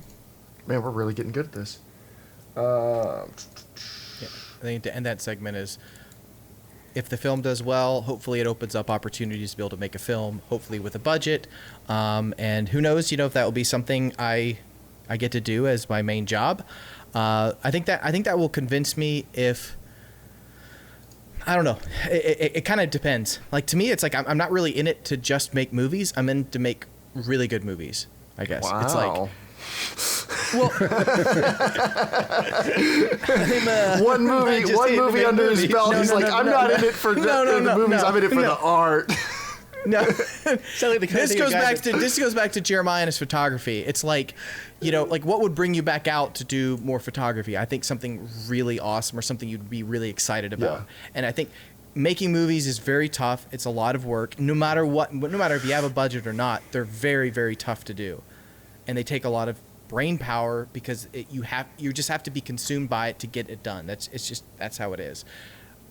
And so to me, I go, it has to be something I'm really excited about. And it's not just, oh, hey, some guy's working on a project. Here's money to go do it. Like, I don't know if any amount of money would do that. Oh, that's not because true. if if it's a short production, maybe I'll help out with it. But if I'm putting my name on it, nah, it just doesn't. It's not worth it. It's not that much fun. It's fun when you're working on something I think you're really excited about, and you have something like you just need to see. That's who I am. I went out to make Norman and make these short films because I needed to see it on the screen. I wanted to watch my own movie. I wanted to see that. Joel, I promise I'm not trying to trip you up here. When the premiere ended and the credits rolled and you stood up in the theater and there was like 150 of your friends standing around you, did you think you were ever going to get to that point? Not just that the movie was done, you just finished watching your own movie in a theater surrounded by 100 people who helped make it and 50 friends who were just along for the ride. Like, did you think you'd get there? Always, yeah. It was more of just like, I never knew the day would I don't know. You thought you were just using him for his 3D talents and he turned into a friend. No, it's I don't know. It at sometimes it felt like I was tricking my own self. Mm-hmm. Like, because when you work on something for that long, it just feels like that. Like, was it crying wolf, shouting wolf? Crying wolf. Shouting wolf. The boy who shouted, "Hey, wolf, over here!" It felt like that, and so it honestly, it really did feel real, and it was like, sweet, I did it, And my friend Ben, he invited me on his podcast, and he told me, he like introduced me on the podcast, and he says, "Oh, it's director Joel," and like I almost laughed but I like forgot, I'm like, no, I am a director, like I made a movie, like I can say that now. It's very hard for me to like do that, and I think for any of you guys who have known me for a long, and James known me for a real long time, it's hard for me to ask for help too. It really is, and I think my way of asking for help is like trying to entice a project and to do it as best I can, that it almost excites you to want to help. You 'Cause I have a hard suckered a time- lot of us into it doing that. Yeah, I'm really good at suckering people, I guess. But like, I've learned to get better at just asking and just, it's okay, I can ask, because I'm like, when people ask, hey, can you go do this? Yeah, I'll come help, or whatever it is. But it's like, to me, I think I've been ruined by a lot of bad productions that people don't care and don't give you any input, and you never see it happen, you never see it done. So it's like, I don't know, I really hold that very closely. So it's like, if I told you I was going to make it, I got to do it, and I like hold myself to it. So To answer Callum's Norman, too. question in the chat, LaCroix is still the official drink of Casual Shenanigans. I think we only drink more sparkling water than we did before. That's not true. I've cheapened out. I'm going with the bubbly subscriptions via Amazon Subscribe and Save. It still sparkles. That's true. It's now time. I've got a cough, and I don't know when it's coming, so I'm sorry. He's going to be Oh, that did not sound good. That was a rough one. Anyway, That was blood. that's good content. It's time. Hey, speaking of, why didn't that come up in the updates? COVID? Yeah. I didn't think we really needed to cover that COVID happened. This podcast is an escape. Yeah, I figured everybody knows. So it's now time for What Are You Playing This Week? Part of the podcast where we talk about what we're playing this week or for the last 3 years. Now, this may not be true for everybody, but I actually don't game in the same way that I did 3 years ago. And even at that point, it was different than it was like 5 or 6 years before then. In some ways, hear me out, COVID's been nice. Again, stick with me. Because for months last year, everybody was home every night. And there was a lot of games that people started picking up and playing because everyone knew everybody was here and available. And like, to be honest, the four of us have the four of us really hung out other than Norman Premiere Weekend since the podcast ended? Yeah, we've gone out to, pre-COVID dinners. So a few miscellaneous things, but like the four of us don't really play games together. Me and Dave will play games together. Dave and James might play games together. Joel doesn't play games with any of us. But like the way we game has definitely changed in the past few years. And COVID was nice. Yeah, like I can't see it.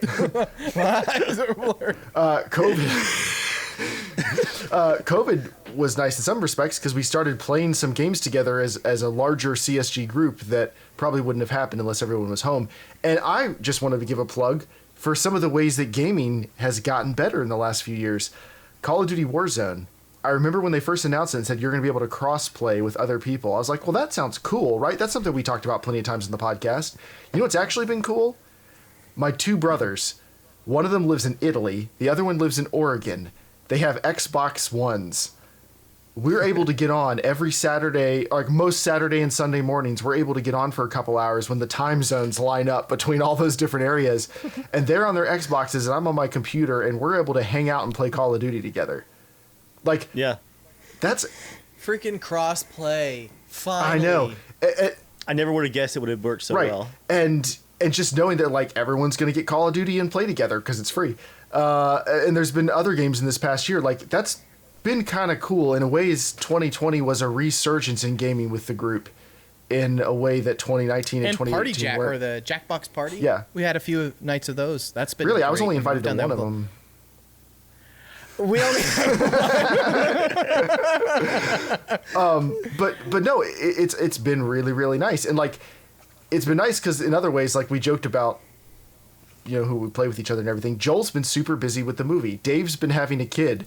James moved, and James lives like we can't. I was part of the process to be there. we can't drive to James's house just to pop over and see James pretty easily there. Like James lives a really long way away now, and hanging out just doesn't look the same that it used to.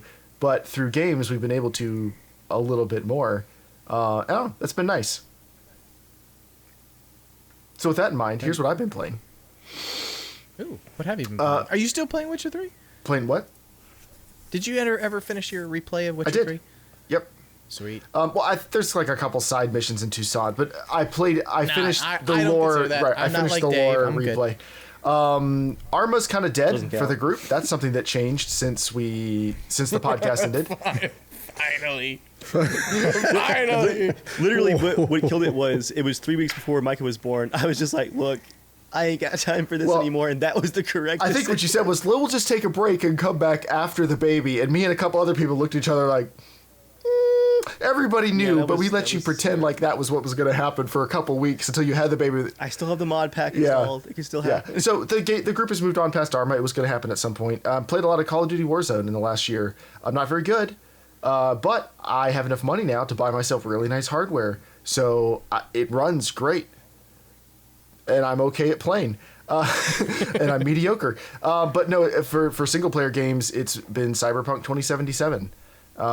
It is buggy, but I'm playing it with ray tracing, and I gotta say, this is a really, really good game, in my opinion. You almost finished it? Yeah, I'm very close. I'm at my next story mission is the last mission.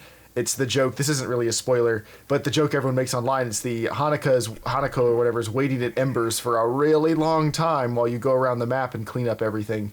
Because I'm almost done with. Oh, I'm on that one too. Yep, I'm almost done with all the side quests. Like I'm actually doing them, and like other CDPR games, the side quest writing craps all over Bethesda, Ubisoft. Like, there are legit problems. It blows my mind. There are legit problems with this game. It definitely launched without all of its content. It was a disaster on some of the consoles, no question. But the quality of the writing, the world building, so many of the things they've did, this is a really, really awesome game. And I'm going to beat it now. I'll probably have played about 100 hours to beat it, which is how long it took me to beat The Witcher 3 the first time around. And I will probably wait a couple years, let them do whatever patches, DLC they're going to do, and then do another slower replay where I take more time into it. But I've really enjoyed it. It is a sickeningly beautiful game in many ways. If you still playing mouse and keyboard, or you do controller? I started out actually playing controller, sitting in my chair behind me, because can't really see, but. Because I know you have a pretty big monitor now, so I was just curious if you. Well, I've got a 60-inch TV in the office with a surround sound set up, and I've got my monitor cloned to it for things like Assassin's Creed and whatever. I play it only on that TV. So I started out doing that with Cyberpunk, but the build I was doing was a little fast moving, and so I ended up switching back to mouse and keyboard because it would let me just aim faster and move faster, and I've just stayed with mouse and keyboard. But yeah, cool. But for like racing games and RPGs and stuff, I always play over there. But yeah, if you've got the hardware to run it, and that's a very important qualification. Like, those of us who are playing on the podcast are fortunate enough to be able to generally afford the hardware we want to own, as hard as it's been to buy it over the past 6 months. And we're playing it on really, really nice settings. If you have like a PS4, I don't think I'd bother.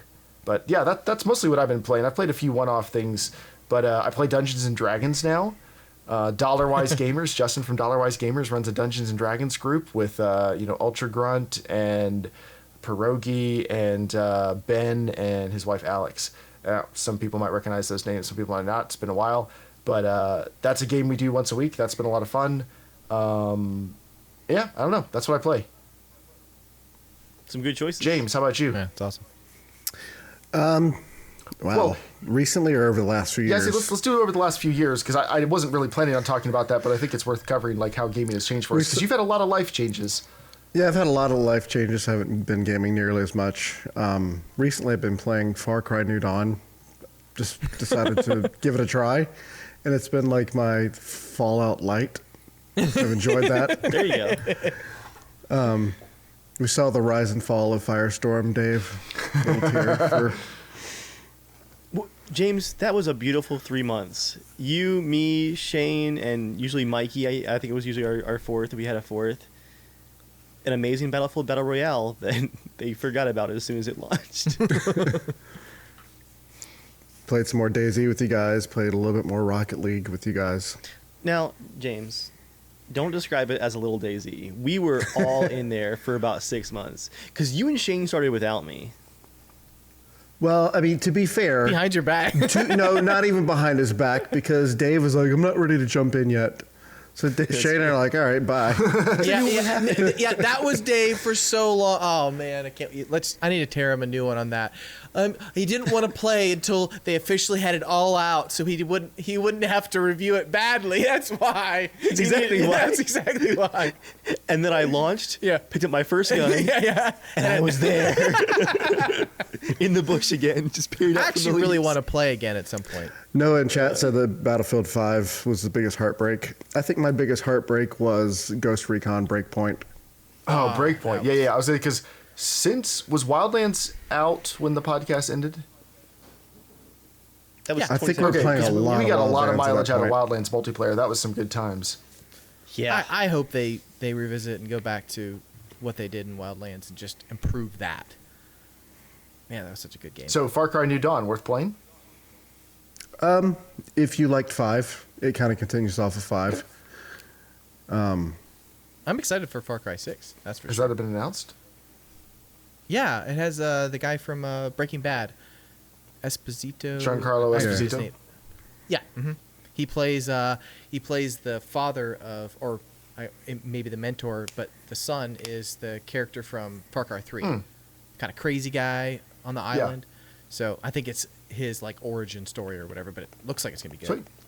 Sweet. The setting looks really, really interesting. I'm very out of the loop on gaming news. Like, I didn't even know it had been announced. Yeah, the It trailer, got delayed, so. Yeah, I'll send you the trailers. It looks awesome. Yeah, I forgot we played a little Hunt Showdown too. Yeah, I think I bought and installed that because Dave was like, hey, we're playing this. And I played once. That was it. One of the Any day I still better install. games I played over 3 years was Spider-Man. Like oh, that. yeah. I loved. It was just fun. It was just a turn it on, play for a little bit, walk away.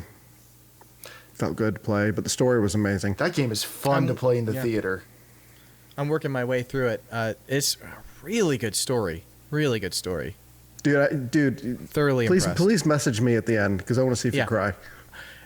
I have an idea of where I think it's going. I'm not sure yet, but I've been like really impressed with the story. Like, Yeah. I haven't Yeah. beat the DLC yet. I beat the game in a couple weeks when it first came out and loved it, and then the DLC I've slowly picked my way through over time. I need to get it because my confession since the podcast ended, as far as consoles go, is I bought a PS4 Pro and literally only played Red Dead on it. It's the only game I ever played. But it's after buying a regular PS4, right? Yeah, I mean, I sold the regular PS4, so it was like a $80 upgrade or $100 upgrade, so it wasn't like a. But still, I bought a Red Dead console. I'd like to buy a PS5, but we'll get to that in the next segment.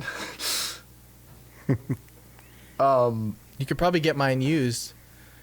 Your PS5? By the time you're Oh, able to yeah, get it, yeah. I'll get the PS5 Plus. I want to give a shout out to another game I played this past year. This is not really going to be a surprise, but like The Last of Us Part 2 is one of the best games I've played in the last couple years. And like the story, it really sucks that so many people spoiled the story for themselves and made assumptions about what that meant about the quality of the game without letting the game tell you the story in the way that that Naughty Dog wanted to.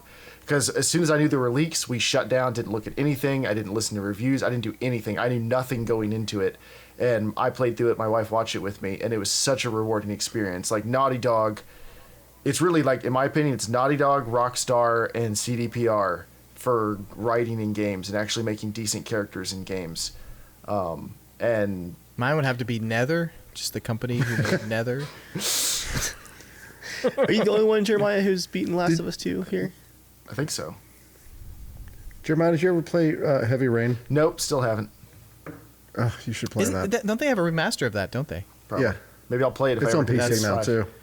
It's not It's on very P- long. it's It's on maybe PC. 8 hours total, I think. It's a pretty So, short. Pretty short Dave, game. what about you? So you had a kid. You game at all anymore? Oh yeah. As soon as we got his nap schedule down, I was back in. Dave. Dave has found a new excuse though for showing up whenever he wants to play games. Like, yeah, I'm tending to the kids. I'm just making sure he gets his dinner. I'll be on in a little bit, and then that's at like 8:30, and then 11:45. He's like, "Who's up for some Warzone?" I'm like already asleep too. Like, who's up for some? The other night I played Warzone with Dave, and I mean he was getting pretty late, and I was like, "Oh wow, Dave's just playing." I was like, "Maybe I'll go to bed." Dave was like, "No, you're not." I was like, "I won't." "Yes, sir. I will keep playing with you." I was like, "I realize it's your only time to play game. I will play games with Dave." And that's the dangerous part is it's very tempting to just like try to get everything I want to get done, including playing games, done while he's like completely passed out. Especially if he passes out at like 8 o'clock or something, you're like, "Holy crap, it's on!" But you really will regret not getting some of that sleep for yourself. But the excuse, yeah, definitely happens quite a lot. I think it was just last night Edgar wanted to play some Warzone, and I was literally like, I sat at my desk, and I was like, all right, I'm gonna restart and I'll be on. And Jesse's like, hey, can you help change his diaper just in case like it's like a really bad disaster? And I was like, oh yeah, I'll help out real quick. I'll tell Edgar, I'm like, I'll be right back. When he go change his diaper, seconds later I'm yelling, get the bath ready. I was gone for a half an hour. It was like a full bath time scenario, like emergency five alarm. It was like another 40 minutes before I got on. It's just one of those. I'm glad at least half the podcast now gets that. There's so many times we're playing, I'm like, all right, guys, I'll be right back. Yeah. And then just A weird stranger asks in chat, still playing Gwent? I think it's directed at Joel and Dave. So Joel, I'll let you. Some of us are I'll still let playing you Gwent. say it because. No, Dave, you are not playing. You've played me. Yeah, if you guys, I don't know if I can tilt my camera here. It's gonna be out of focus, but on the shelf back there there's a trophy right there on the right side of the shelf. A little out of focus. Yeah, the trophy just stays with the champion. Oh, I missed this. I legitimately miss playing that game so much, but then it also tears me to pieces because like I can't handle another loss. But yet, there's also a piece of me that totally respects that loss because it was a great game and you play well. So can I just throw this in there because I downloaded the Gwent game and it's that they've changed so many of the rules I can't play it. But with this time when I replayed The Witcher 3, oh here he comes. When I played The Witcher 3, I got way into Gwent and I played. So I have beaten everybody in Gwent. Ooh. So I would actually like. I'm saying we should get together. Not Dave. Me and Joel should get together with. As a live stream. Maybe after we try a few times. I feel like the only thing I would need to check on though is because you have to adapt a few rules to make it work. Right, but it's close to the game rules. It's been a while. I could actually play with you guys now. Guys, where are you going? Yeah. I could play. Yeah. But oh, cool. Maybe you could do like a little boot camp for Joel. Oh my gosh. The main reason though is Joel and Dave used to play together like at lunch every day and stuff. Both of them went work from home, due to the benevolence of their amazing boss. And then shortly after that, a pandemic came up, and then everybody's work from home now involuntarily forever. So and you moved here for that. So nobody's getting together for lunch. There's people I haven't seen for lunch in a year at this point. And so yeah, there's no Gwent being played in the group right now. I mean, it is what it is. I'd be down for listening to some jazz records and playing. That sounds good to me. And just like the two, listening to the soundtrack. Just the two of us. Yeah, just the two of us. Music. Yeah. Oh, did they sell the Witcher 3 soundtrack on Oh, LPs? just the two of us. Yes. Ooh. I'm gonna go on. Now that I have a good camera, I gotta show. We got so into Gwent there for a while. We made the What do you mean we got so into Gwent? We're still into Gwent. Yes, sir. Don't you dare. We made the board and box and game set we made together, and then I surprised Joel with a trophy. Oh, hold on, I have autofocus locked. You should have super glued it down in your house and be like, here's a trophy. It's got the Gwent logo with the gemstones on it, and then the inscription says, "Presented to one of the top players in the world, 1272 Gwent champion."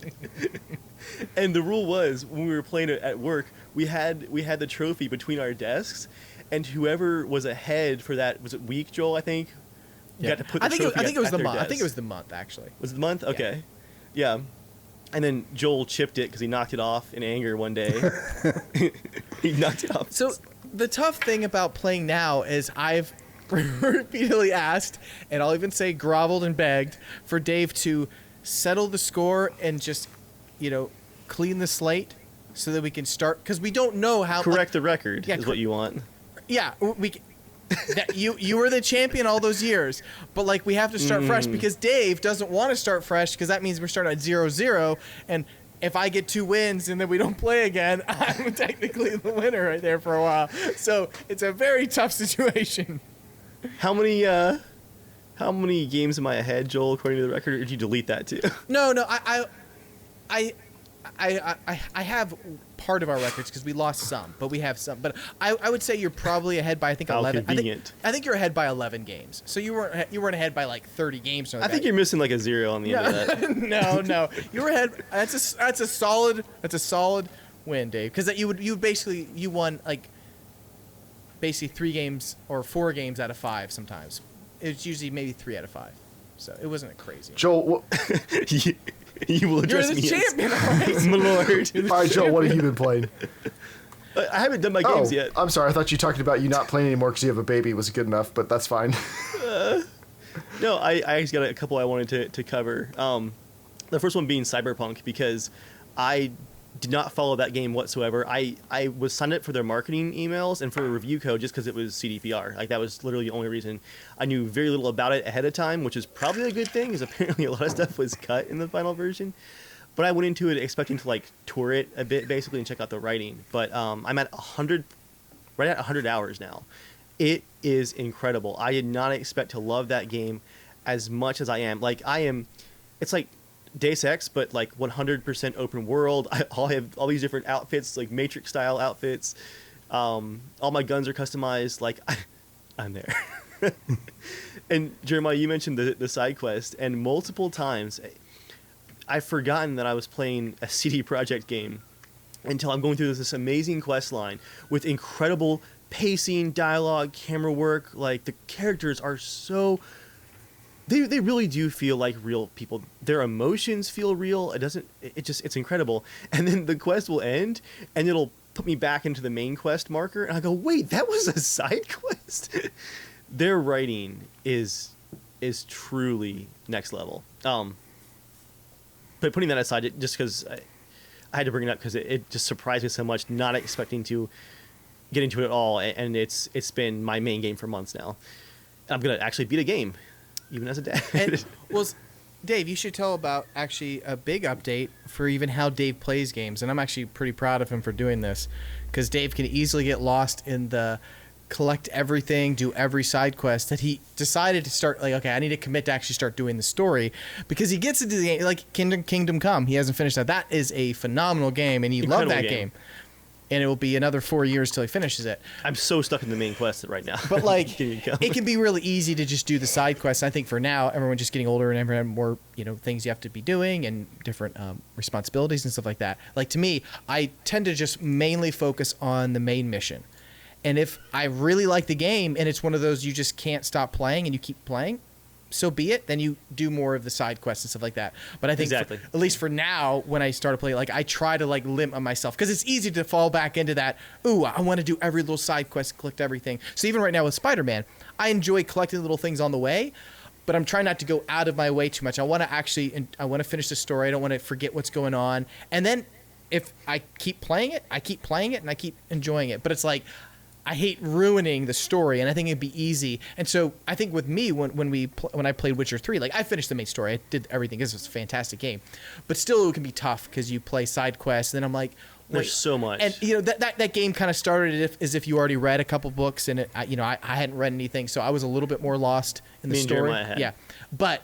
So those kind of games, I wish I just stuck through and main with the main story the whole time. And in Red Dead 2, because I never finished that because it just didn't click with me as much.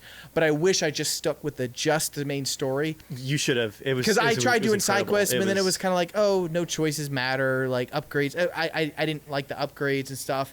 And then like the actual gameplay I wasn't a huge fan of, but I still did enjoy the story. But I should have just stuck with it. But it lost me. Oh, yeah. Wasn't Red Dead after the podcast closed, right? Yeah, I'll just toss that out there. That, as long as you played that storyline like the developers kind of wanted you to, where it's like you do more of the outlaw stuff in the beginning, and as his story progressed, you kind of lean back more towards the good side, which is how I played his character, Arthur, in the main story. If you kind of did that gameplay style, the character growth that matched that gameplay in the story and the writing, they just lined up so well. That's probably the best character growth in a story that I've ever seen. It was so convincing. Those kind of games, it's like I should have played it like Uncharted. You know what I mean? Like, it's not your own character. I think, to me, that's what I didn't like about the game, is that it tricked you into thinking it's this open world game, and you're upgrading stuff and you live your own life. But it's kind of like every time you do a quest, like, I would sneak up on a guy I could actually like kill. I'd shoot, and I'm like, why can't I shoot him? Like, what's going on here? Oh, you have to trigger the quest like in a certain way. And I think after that, like, I should have just played it just like a linear Uncharted kind of game with some areas you explore. So I wish I'd done that, because I couldn't get into Cyberpunk. I tried. I might download it again in maybe 6 months or whatever once they fix it. It's obviously it's buggy as hell on console. Mm-hmm. Lots of just weird little bugs constantly. Yeah. But to me, I had followed every trailer, every gameplay clip, and everything. So to me, playing it was like, what the hell of a game is this? Like, to me, it was garbage. Like, for what I was expecting, because of the footage they showed, I was thinking, oh, all these choices. Like, every single choice, I played as, I think, the corporate or whatever person. Yeah. Yeah. Of course you did. Literally changes me nothing. I watched everybody's other videos. It's like, what? It doesn't do anything. So if I wish I hadn't seen anything, and it was just, again, it was more of like a linear Call of Duty type game, except it had like a larger world you can drive through and stuff. But to me, I'm sure there's areas, and I'm sure the writing is really good, but like, I was expecting more of a Deus Ex thing, like where you could choose different stuff, and then the UI, like, oh man, I love the UI. it felt like it was the youth simulator, like, because it was getting text message like 1,000 per second, and you drive like 2 feet later, and you start getting quests. You're like, who is this person? What's going? Like, I didn't know. It was The phone calls It was are very really overwhelming. distracting. And I know a lot of that is bugs too, and I don't even care about a lot of the bugs, but this was like the AI doesn't do anything. They just walk through you. You walk to like it didn't feel alive to me. Didn't feel so. I think I'm let down by it because they showed off a entirely different game than what they actually released, and so that to me that was a huge letdown. But I think if I just thought it was just a regular storyline, I think I would have been more excited. But Some of that is still your old man mode, Joel, is when you came over to look at my copy of the game and you hit the map button, you gasped when my map Oh came my up. gosh. Because it was like I had all the icons turned on. well, I played Division and all other games, but their Yeah. map design I think is terrible. Like it's so overwhelming with, especially at the start. That's the difference. And even Witcher 3 had that. You didn't get out of tutorials for 7-8 hours. It's true, and it's definitely their style of game is one that rewards. I think kind of like Bethesda games, you have to kind of commit to you're going to be in this for a while, and if that works for you, you're going to really, really enjoy it. But it is not a game that's trying to hook you right out of the gate. It's just not made to do that. It was shoving. The thing with Cyberpunk is they didn't set up anything at the start of the game. I was like, Oh yeah, they why obviously am just I cut doing out a whole any bunch of this? missions they couldn't finish in time and turned Oh, into yeah. a montage I was just video. I was so confused. Like, to me, I think I told Dave, I was like, to me, what would have hooked me better is if it like gave you a chance to, like, I don't know, have a bit of that walk out of the vault moment to go, Yeah. okay, I meet up with some thugs or something like that, and then they, like, teach me the ways, and I start stealing stuff, and then you get involved. But it was kind of like, I'm already this thief, but I thought I got to choose my life. Like, I was just confused because of what I've seen the gameplay, what their game said that was going to be, or all these like life scenario choices. Yeah. And then I was like, oh, wait a second, none of this matters. And so that was rough because I It's think just three coming different from other types of games. you're a mercenary, just three different types of mercenary, really. Yeah. Yeah. And that makes more sense. And I think with even the voice acting, like for him, I wasn't expecting that. I was kind of more of like, oh, I thought I was going to be more the character as opposed to the character. I'm playing this character. So I felt a little duped, but I think it's honest. I'm sure it's actually a really good story, and I would like to give it a shot another time. That's fair. So we have 7 Youth minutes game. left in the podcast. Are you guys cool if we skip news? We could put some news items in there, but Yeah, I still had a couple more games. Oh I my just wanted to gosh. cover real All right, quick. here. I only took one. you have 1 minute, Dave. 1 minute, go. All We right. have segments. Still doing- segments to get through. Still doing Fallout stuff, but dad life has taken over. The one I'm working on right now is Joel's Triumphant Return. Is going to be back for the tour, but I'm already at over 60 hours in this build, and like I still have YouTube videos to do on the side, and I'm like, I just can't commit these massive amounts of time just for a Fallout video anymore. But we're still going to do a couple more as I get them finished. Jeremiah covered Warzone basically. I think the accessibility was the main thing last year. Like, Modern Warfare was a good COD. The first one I've really enjoyed since 2007. But I really hope that Battlefield has crossplay. Battlefield 6. I guarantee they're going to do that because they've seen. I mean, the Call of Duty is such a massive success. I mean, Apex is now coming out on Switch in like a Yeah. month. Like all these kind of big games are crossplay, and it makes sense. Like it's what I've been asking for since the start of our podcast, and it's like, oh no, mouse and keyboard are going to destroy me. I'm like, let them destroy me. I just want to be able to play with my friends. It's worth it. Yeah. And it really It's hasn't been so that much big of a worth deal. I don't feel like mice and keyboard have No, because I mean, people. like, you play with a mix. You have on every team people with controller, keyboard, so like it really doesn't matter. I mean, like, you're going to get And again, destroyed either way. I want to give them. I want to give their team all the props for making a great game and then a great battle royale as well. But at the same time, I'm still super sad about Firestorm dying so fast in Battlefield 5, and I just miss us having a Battlefield game because it's familiar to us, to play. I hope that 6 is good because I'm the only person still playing Battlefield occasionally. It's literally just me. And Still, gosh. Gosh, we come back for a reunion, and Jeremiah just can't wait to I be mean, done. we're gonna have to do another Zoom call. There's no way we're gonna get this wrapped in the next 5 minutes. Oh yeah. I just thought that was going to happen anyway. I wanted to give out a shout out to the indie train sim Mashinki because I hadn't played that game in like 3 years, and now it's not just like a train sim. He has a full road network and like it's like a full transportation sim now. He's the only developer working on this game still. He quit his job on the Arma 3 team and he's doing this full time now, working on this Mashinki transportation sim. But what got me hooked was over Christmas, he had this special mission where you could unlock a full Polar Express, like, themed, like, Christmas train with the cars and everything. But to unlock it, you had to do a special mission where you could build Christmas present factories in the train sim, and then you had to do deliveries to different towns all over the map. But it was a time-limited mission, which is usually not my thing, but I wanted the Polar Express. I wanted it so bad.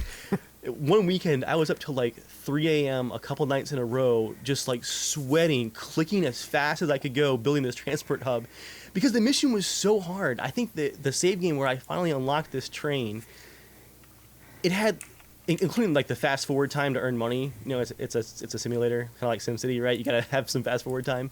It was like a 20+ hour save game to unlock this Polar Express train, but I did it. But if you guys are looking for like a good time burner, SimCity transportation style game, Mashinki on Steam is awesome. He has added so much to that game, and it's like a pure one developer passion project. It's huge in scale. It's awesome. Can I just point out something?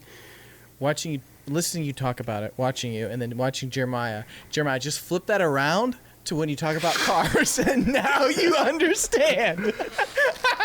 Hey, since I see Jeremiah just going, since our last podcast, though, yeah. maybe this happened before. James came to an autocross and rode along, and he had a great time. Dave came to an autocross. I don't know what Dave was expecting, but it seems like he had a good time. I expected less fear. And Dave, just think, you were in one of the slowest cars I've had for that. You ought to ride in the current one. Oh man, Dave, your story about that reminded me of another game that I forgot to put on our list that we played a crap ton of. Oh no, Rainbow Six. Oh yeah.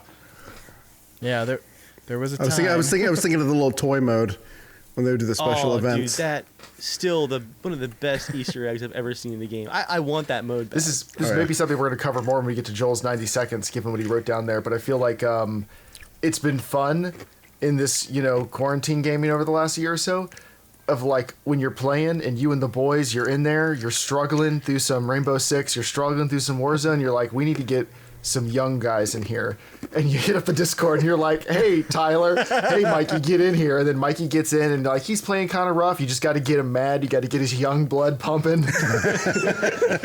And of course he's always pounding. And you got to let him use a few slurs, not the bad ones, not the real bad ones, but you got to let him verbally abuse the other team a little bit and just get into the sweet spot. There has to be some then we can win. Yeah, then we can win, and that's what I want. Me and Dave can't spend any more money on our computers. We need better players in the squad to carry us. Also, the entire time that Edgar Yako was out of the country, the entire time that he was out of the country, I won 0 matches. You should have been playing with me and Tyler. 0.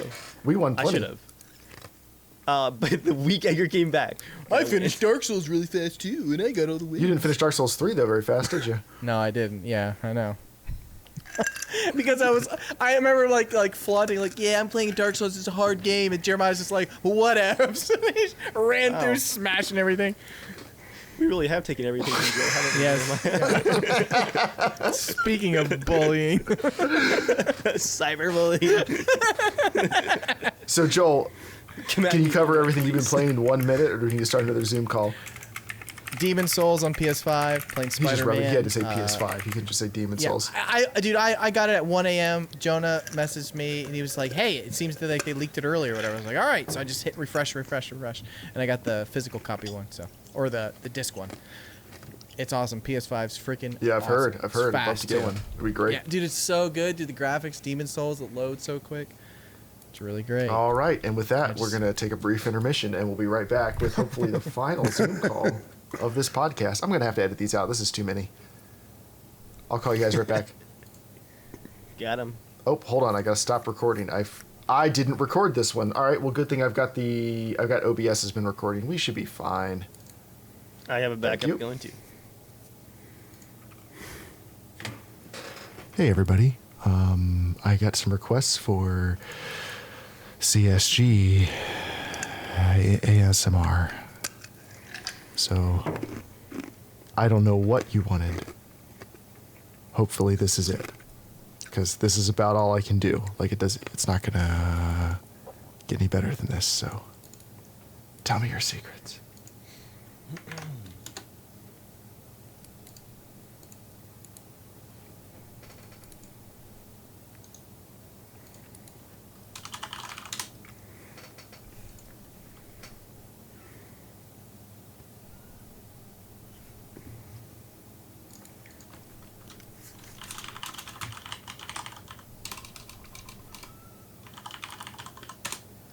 Cool. All right, just waiting for Dave.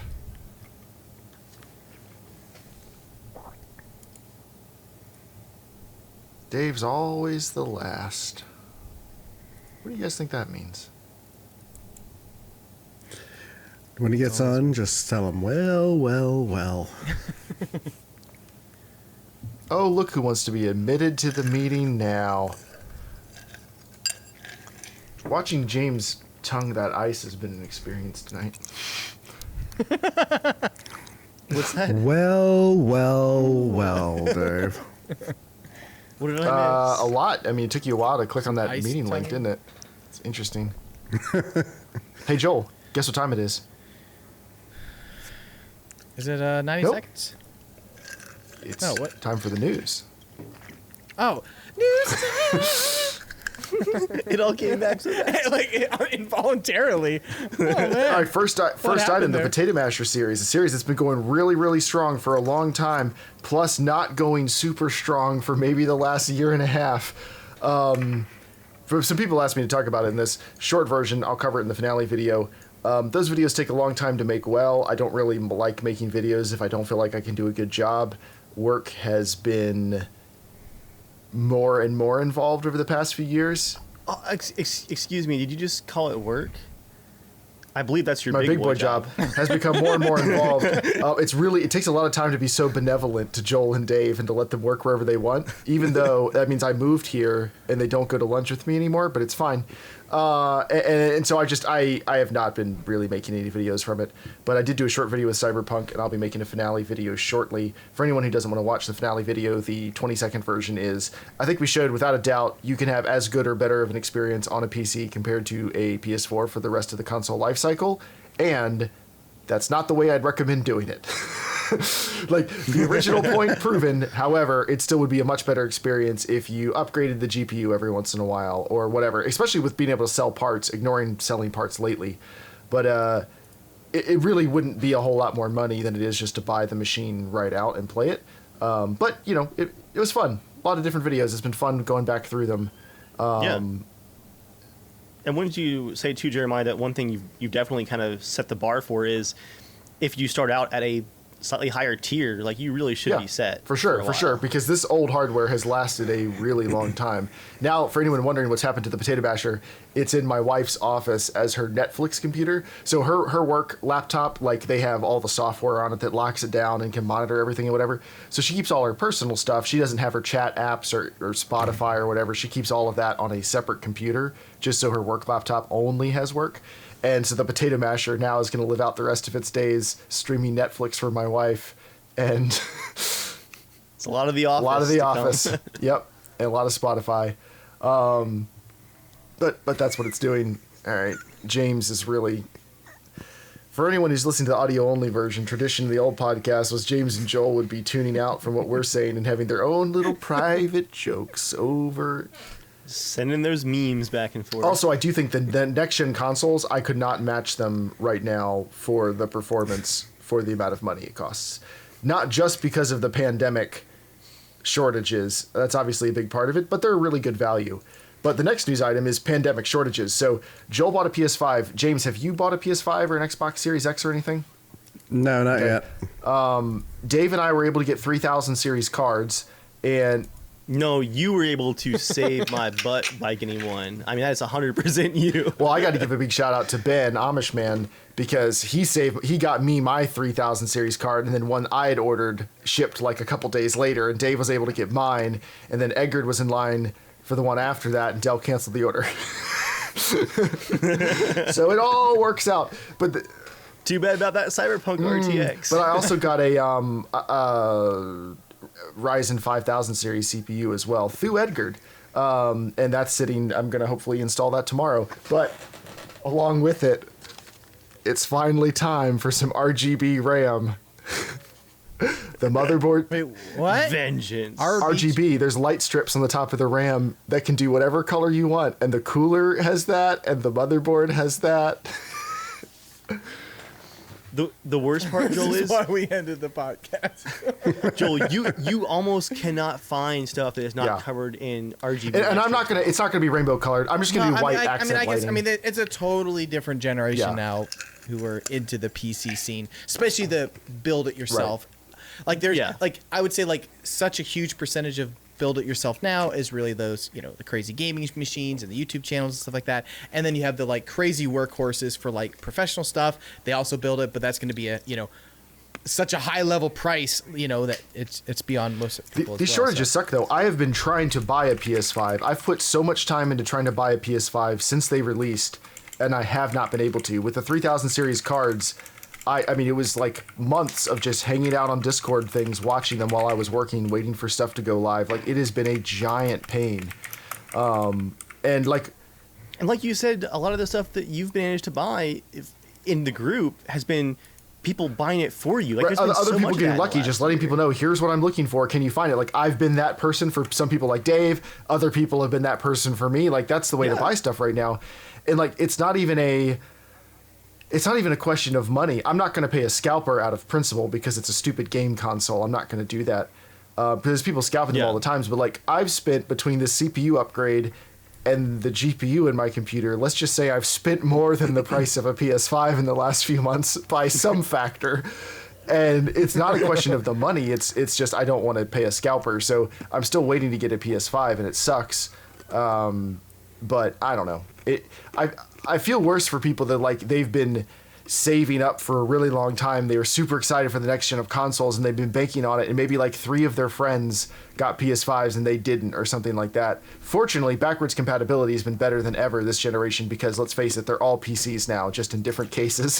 So it's super easy. Like, they're basically all backwards compatible out of the box and everything. My only real disappointment with them so far is I still think every console should add Discord instead of their stupid proprietary chat apps. That would be awesome if they especially for like Call of Duty. Don't make me use the Call of Duty voice chat. Just give us Discord. But well, you don't want to hear all the slurs every that was my point. Was going to be that was like, I feel bad for the people who have really been saving up for a while to buy some of these things, because this is where we get to kind of be old. Do you cry every night, Jeremiah, for them? This is where we kind of get to be old guys a little bit. So within sorry. reason, we all make enough money that we can, like, Joel, buying the PS5, you made that decision very differently than 18-year-old Joel buying like a brand new game console, right? Like, it's fair to say for me and Dave, our limiting factor was, can we find somebody with a 3000 series card? Not so much how will we pay for the 3000 series card when it comes up. Like around MSRP, exactly. yeah. So and then I mean, for the PS5, I just stayed up and ordered it. I did as well, but it's fine. James bought I clicked a faster. house, so I guess that counts. Well, I mean, I haven't been able to find the PS5 true. either. But it really sucks for everybody. That's been literally, it's been in the cart and gone out of stock like every time I tried. So, but I'm not playing that much, so it doesn't bother. Yeah, and that's kind of where I'm at with the PS5 now. Is I really want one, mostly for a 4K Blu-ray player, because my Xbox One X, the Universal Windows program Blu-ray player app is so terrible in it. I can't use it as a 4K Blu-ray player anymore. So that's why I want a PS5. But it's, you know, I feel bad for everybody. That's the takeaway, that who's been trying to get it and can't. I wanted to bring this up too, because we're in this weird scenario, right, where we're in a global pandemic that's, for a lot of people, not really like a huge danger to their health, as long as they're, you know, keeping their distance and staying home. But it is absolutely disrupting usual supply lines, shipping, how people go about their day-to-day lives, and a lot of it is just supply line interruption. And then you have additionally, and this covers a huge range of stuff, people have found they have time now to insert themselves as the middleman, and if they get some of this rare stuff, they can make a quick $100, $200, $300 on some of this stuff. And especially, Wait, 400? It's hard to tell people, and it's 5? I don't want to pay a scalper. What about 6? But like, it's hard to blame people that, I mean, millions of people are out of work. The economy has been in shambles. Like, this is also a time where if somebody can scalp some PS5s and feed their family, like, I don't want to pay a scalper on principle, but I can't really knock those people for hustling and getting it, right? Like, But you know, none of those people are in that scenario. I would almost guarantee it. It's like I mean, the one a person we know in the fraction of group who 1% of scalped their people. PS5 wasn't in that scenario. They just got 2, and they're like, "Screw y'all, I'm getting paid." And I was like, "I'll pay you MSRP." They're like, "No, I want dirt bike parts or whatever." But no, I'm saying there are plenty of people though. Like it's That really narrows yeah, it down. It's a very difficult time for a lot of people, and it has been for a year now. And like, I'm happy for everyone who's been able to get one, but like you said, Dave, it's You don't sound that very happy. the for supply. me. I'm happy for you. The supply line interruptions and stuff have been pretty bad. You got one, but like, I don't feel like you invited me over that quickly. You know what I'm saying? Like to check it out. Like I feel like you would have wanted to share that more. So both my brothers got one. Great. And we've been playing Dark Now, Souls. do both of we them played still through play Demon them Souls every together. Dude, Your brother Jeremiah. yeah, no, I gotta say it's been honestly one of the coolest times in my entire life with my brothers ever. We never ever got to play video games. Like, we played it like back on the N64. We played a little bit, but then Fighting over it in person. But yeah, I'm sure. when Jeremiah turned 17 or 18, I mean, like he was kind of gone and he did his things, and it was just me and Jonah. But then, you know, once I headed to college, then we didn't play anything at all, and then he kind of got completely out of games. Like he didn't even know what games were for a long time. But I was like, hey, you guys, we should play a game together, and so they were both gonna get one. He was gonna put one in his Airbnb for a 4K Blu-ray player to help, you know, sell the Airbnb or whatever. And I was like, well, let's play a game. So I bought them copies of Demon Souls, and I was like, because I know it's gonna be torture a little bit for them, but because those types of games are so singular in one mission, you know, it's just get A to B, and then, you know, that's it. Where like an open world game, or like, for example, like Fallout 76, the reason why I think to me that was such a terrible co-op game is it's just like 90% dialogue. Yeah. Like, you know, or even playing Borderlands. Like Borderlands is a good co-op game if you play with someone who is also wanting to play with the story. But if you're playing with 4 people and some people have already played it, it's like, you know, you want to skip the dialogue, but half the game is the funny dialogue. So with Fallout, Or some people only care about the loot explosions. yeah, exactly. So, but Dark Souls, Don't know I any mean, of those. they beat Demon Souls with me. Now we're going through Dark Souls together, and we're, I don't know, maybe like 30% left to finish, and it's been fun hearing their torturous sounds. My brother Jonah, he doesn't understand it. He'll get in boss. He's like, wait, why is it doing this? What the heck? Why am I on fire? Why is there lava? What's going on? And like he was on a ledge, and he's just sitting there running around in a circle, and then all of a sudden I see, you know, host has died, and I was like, Jonah, what? How'd you die? He's like, so I wanted to see if you could fall off the cliff. I was like, he's like, yeah, apparently you can die like that in the game. I was like, yeah, this is not like Mario, you know, where the character like stops before the ledge, you know, or something like that. I was like, no, you just die. So, but we're having a lot of fun as brothers just playing the game. I agree with you. I've never played like 20 multiplayer years, with my brothers was always Age of Empires over like local LAN. Yeah. We've never all had internet access, game consoles, and been playing the same game at the same time on the same consoles. Like we've just never had all of those things lined up until Call of Duty, and it's been awesome. But they can't wait to play Bloodborne next. So. Dave, is this next news item yours? Yeah, well, actually, I was getting to one final complaint about the just market for everything out there for me personally. Oh. You know where this is going. I only did one backyard Battlefield firearm video last year because ammo prices started spiking as the uncertainty of the pandemic and everything else that was going on, the civil unrest here in the U.S. The ammo buying started getting crazy. Like there's people apparently who actually they're out of a job, and they're sitting in front of like their local Academy Sports at 4 a.m. to get ammo first and resell it at the flea market. But I only did that one video last year with 22 ammo, thinking, okay, I'll ride this out. Ammo prices will start to normalize. I've got a whole bunch of videos I want to do. And then in the last 2 months, prices have tripled again. And prices for ammo for all calibers have never been this high. And it's gotten to the point where manufacturers are realizing that people will pay some of these prices. So the manufacturers are now raising prices by multiple amounts, trying to cut out the middleman here. Basically, my plan to put off all these videos I wanted to do until this year, It was like the Maybe worst we don't need as much possible idea. B-roll of you Maybe taking a back- bunch of shots. Maybe a few more clips of you talking about the guns, a few less of you shooting them. They're gonna be visual effects too. Yeah, I was gonna say backyard battlefield would be sponsored by. It'll be like Adobe. was it the Expendables 3 that they originally like made it a PG-13 movie, then Yeah. they decided they wanted it to be R, so they added all the squibs and stuff back in. Yeah. Yeah. I actually pulled an example here. Right now, if I were to go and just buy like a single limit 3 20-round box of ammo, it's actually cheaper to buy full-size 308 ammo than it is to buy 223 for an AR. Because there's so many new gun owners, too, also trying to buy ammo that don't know what ammo is supposed to cost. It's a wasteland out there. It's the end of the world. Dave. Dave, all of Dave's 9 more videos with the 22s for All the of- rest of the year. all of Dave's videos, backyard battlefield videos, are gonna be like Superman 4, where they had to cut the budget so much. Like all the Superman flying shots were literally the same one, so they would just keep repurposing it throughout the movie. Actually, Joel, you dude, remember that? we should lead into that. We could really have some fun with that. Like, you get one really good shot, and then we just replay it from a bunch of different angles. Like, film it with 6 cameras. I've already got. I don't want to spoil it for anybody who might watch an episode of it later. I've already got a couple of joke sponsorships I'm doing for some videos this year, just out of bitterness. That I think are going to be pretty funny, just based on the whole ammo crisis. All right, and then what's this next news item, Dave? Tears. Let me check the document if Chrome will unfreeze. Okay, so yeah, everyone's, I think, probably heard of the CD Projekt Red hack where their internal network was breached. A bunch of their internal documents and emails were stolen.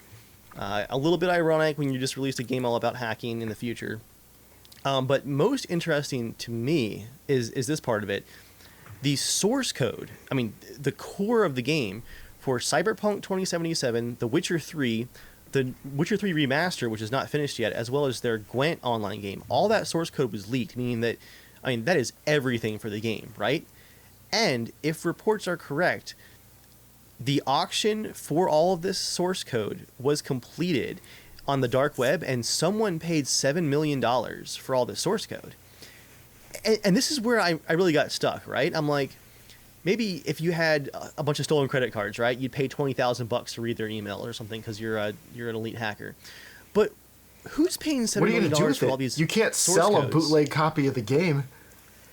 Yeah. Okay. So if you're some rival company, No rival company And would they have, like, touch a bunch of- this. Okay. let's just assume some rogue company is going to sneak some money. Anything proprietary, right? You can't just copy that code. They're going to find out. You're going to lose your studio over it. And anything that's not proprietary, there's all kinds of communities of game designers and developers that share how they do stuff constantly. Like, you'd have more luck not spending $7 million and just asking people how they did some certain things. And these are all single-player games. You're not going to make a bunch of money making multiplayer hacks for these games using the source code. They're all single-player. Who is buying the source code to these single-player games? I don't understand this. My guess, Dave, and this is maybe just coming from even working through distribution and stuff, is there's just so many tricky ways for people to hold things over you or to buy in a certain way that it becomes more advantageous for you to just pay out and get it done as opposed to go through, courts or things like that, that I would imagine. I mean, yeah, it could be exactly that, and they're just idiots, have no idea what they're doing, and they're thinking of trying to make a quick buck. But there also could be many things that it's like you're looking for leverage in other ways, so they don't care about selling that, but they're looking for leverage in something else that could eventually get paid out to just go, we want this to be done with, give us our code back, or don't make this a bigger deal. Because if you think about even for what, Like a ransom because if you scenario. think about even right now what CDPR is going through, I mean, they went through a crushing. I mean, lots of people don't like this game. Lots of people. You know what I mean? Yeah. And so they released it way earlier than they should have. They really should have, for what they had planned and everything. And so they've lost a lot of people. I mean, you just, even just by that, I mean, like I'm not blaming any developers there. The whole machine, there were some cogs in the machine that did not make a good decision, or whether they had to or not, it was a bad decision, and they're paying for it. They literally are paying for it. So you could see, like, going, crap, the same thing how you have what was it? There was like some news that some character, somebody was going to be in a movie, right? Happens all the time, and then the actor goes like, no one's ever contacted me, this is not happening. So but here's the thing, that gets out early, it really ruins the image of certain things, and then blah blah blah, and I have to fix it even though it didn't even happen, or vice versa. So it could be any one of those things, and I think that's how, some good points. That's how complex this crazy crap is. Because I mean, the amount of things I heard about with distribution saying, some people will buy it, and as just a tax write-off. Like I could, so think of this: I could buy your film as just a tax write-off. I know it's not going to make any money. It will make just enough for it to make even for me, barely even. And I'm used because I have it's like a company buying 10 or 20 more microwaves just to to write off taxes, right? So there's so many things like that, and that's why it was so important with the film to get it to the right place as best as I could. Because you can easily get in that scenario. I've had many people tell me, my film's been bought. It's never got put out because we never made sure that it was actually going to get released. We didn't think about that. So they just held on to it. Wow. So, yeah, it's crazy. The only thing I came up with was some kind of extra deep hacking plot, and that's that some large party might have been trying to short their stock or something in Poland and invested $7 million of probably partially stolen money on the dark web. The dark web. So that the news stories broke. I just went, the dark web. So, what is it called in Cyberpunk? Behind the firewall. they're selling it behind the firewall. I don't know. Maybe shorting the stock, hoping that the bad news causes it to crash or something. Who knows? Who knows, man? Isn't it weird though? They just released a game about hacking, and that is a huge loss. That's a complete destruction of their system there. Do you remember that one podcast we had all about torrenting? I can't remember what Jeremiah's opinion was on it, but I just want to say, if it was for torrenting, thanks everyone for stealing Norman. Now I'm on that other side of it, so now I completely understand. No. Joel's homeless. He's actually... That's a cardboard backdrop. It's a fake room behind him. He's in his car. It's a Zoom background. All right, and then James, I think this last news item is yours. So Nintendo released probably their first Direct in a while. Over a year, right? Full length, not like these little teeny, things releasing about one game.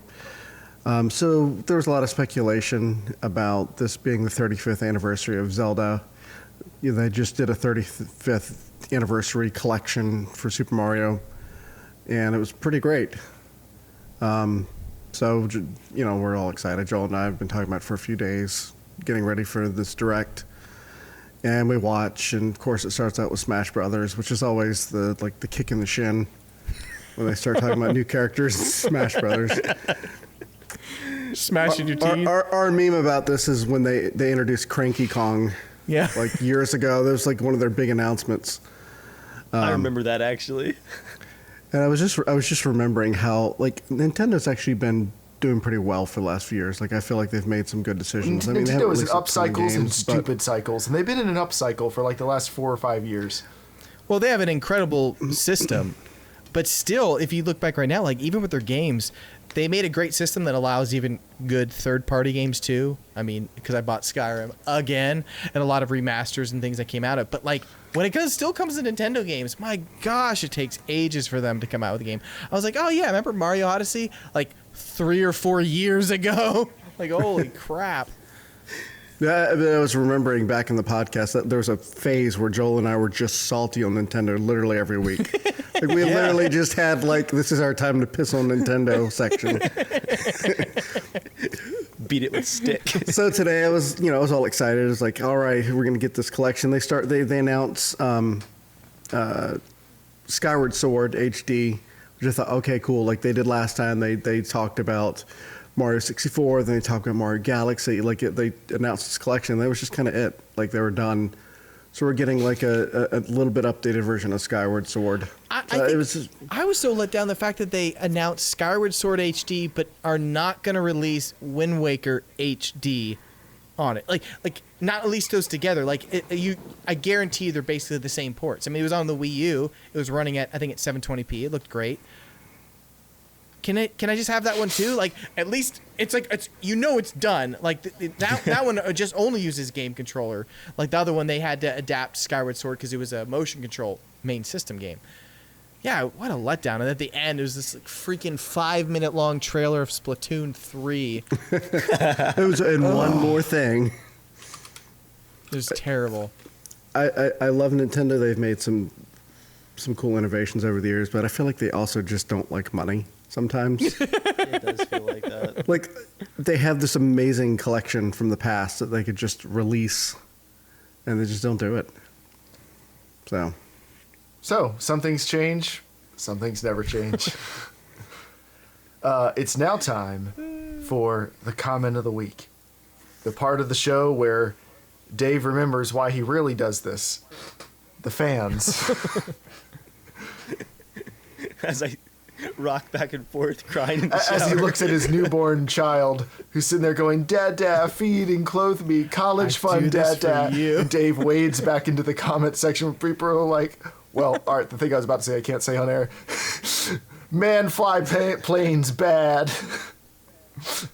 It do be like that.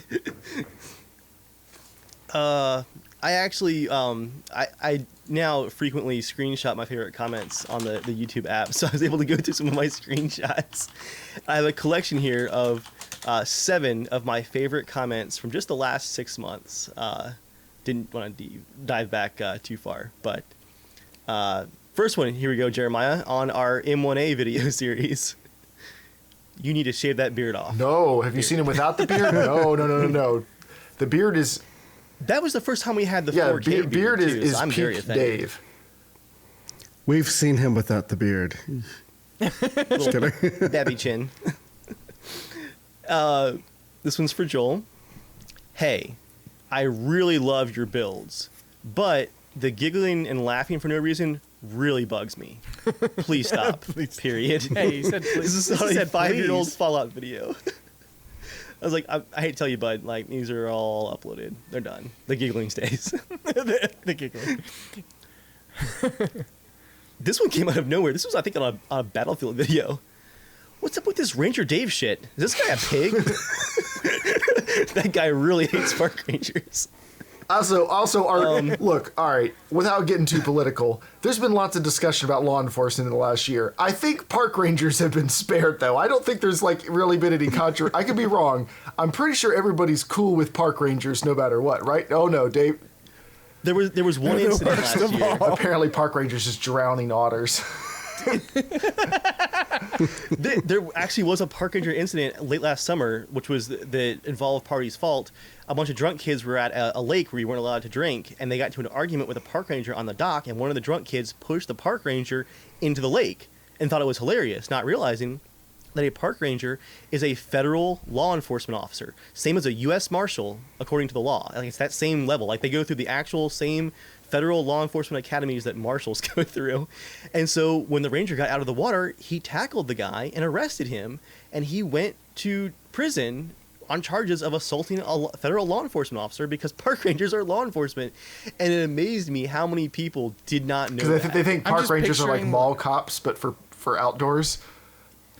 Yeah, but they're at the same level as marshals. Like, that's like... And they can identify fungus on a tree. So Triple Also threat. true. I They also just had- picture him falling into the water, but like the Balrog, you know, and he like right as he falls in, he like lashes back out and grabs the kid. Flip takes his bolo necklace off and just like whips it out. And then it's referring to national park rangers specifically. Yeah. They're The federal secret law society of enforcement. national park rangers. And let's not forget those short shorts. Like, you can really chase a subject with those short shorts. Get those you legs probably get a pretty moving. wide stance, right? Speaking of planes and Battlefield, someone was very angry about this one. Using a plane is basically the same thing as cheating. Period. This one I took to heart because he basically was speaking for me. I get hard on Stalker series. I don't know what that means exactly, but I like where it's going. This one just makes me sad because I get a lot of these. I just don't We understand how hate you. I get a lot of these. No, Joel, that's the IMDb reviews of Norman. Oh, yeah, you're right. Yeah, I have a bunch I know. of I went those. and read them the other day. I was like, some people really don't like the fact that other people enjoy something.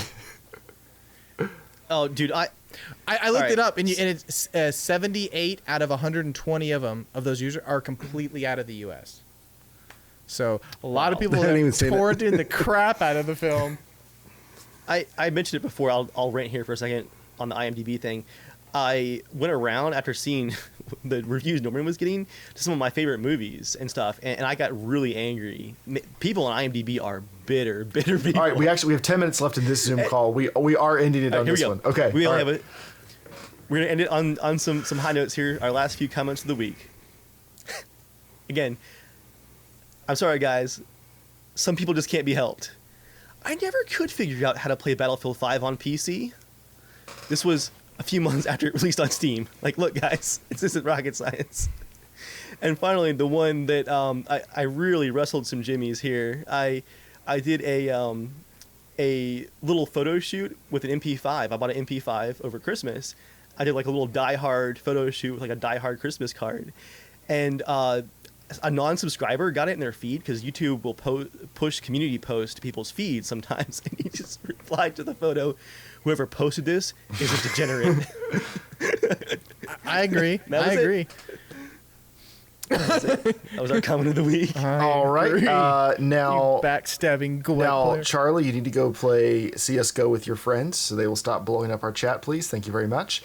And it is now time for 90 Seconds with Joel, a part of the podcast where Joel, who's normally so quiet and reserved, really just lets it all hang out for roughly 90 seconds. Joel, unzip and let us know what you got for us. Your backpack. Unzip Still your backpack. Keeping it crude and lewd. No, so my segment is I finally understand old people. Which is interesting because I feel like you've been old at heart. You've both been a child and old at heart for a very long time. There's a specific Okay, all right, thing. all right. And it was like a couple weeks ago, I was thinking about like, okay, promoting Norman and working on this, going from festivals, like, I've been the one promoting. Like I'm the one sending things out, telling people, asking for help. Like someone has to be doing it. And so like I'm running Facebook. I'm trying to figure out Instagram. I had a Twitter account. I think it's connected with Facebook. Whatever. Doing all of it or doing a lot of it. I mean, it's a lot to kind of like do that while doing a regular job and everything else. And I would get asked, I was like, oh, make a TikTok account or make this kind of account or go on Jubilee or I don't know what different like Parlor. So, yeah, like all of these. And I'm just like, cool. I mean, like, sweet. Like, and so like, then I look at it, I'm like, what do I like? It's just too much. Like, I can only handle, like, if there was an app that I can just toss it out there, everything, sure, but it finally clicked that I was thinking, I was like, when my dad or you like ask parents and they just like, they can't figure some technology out, right?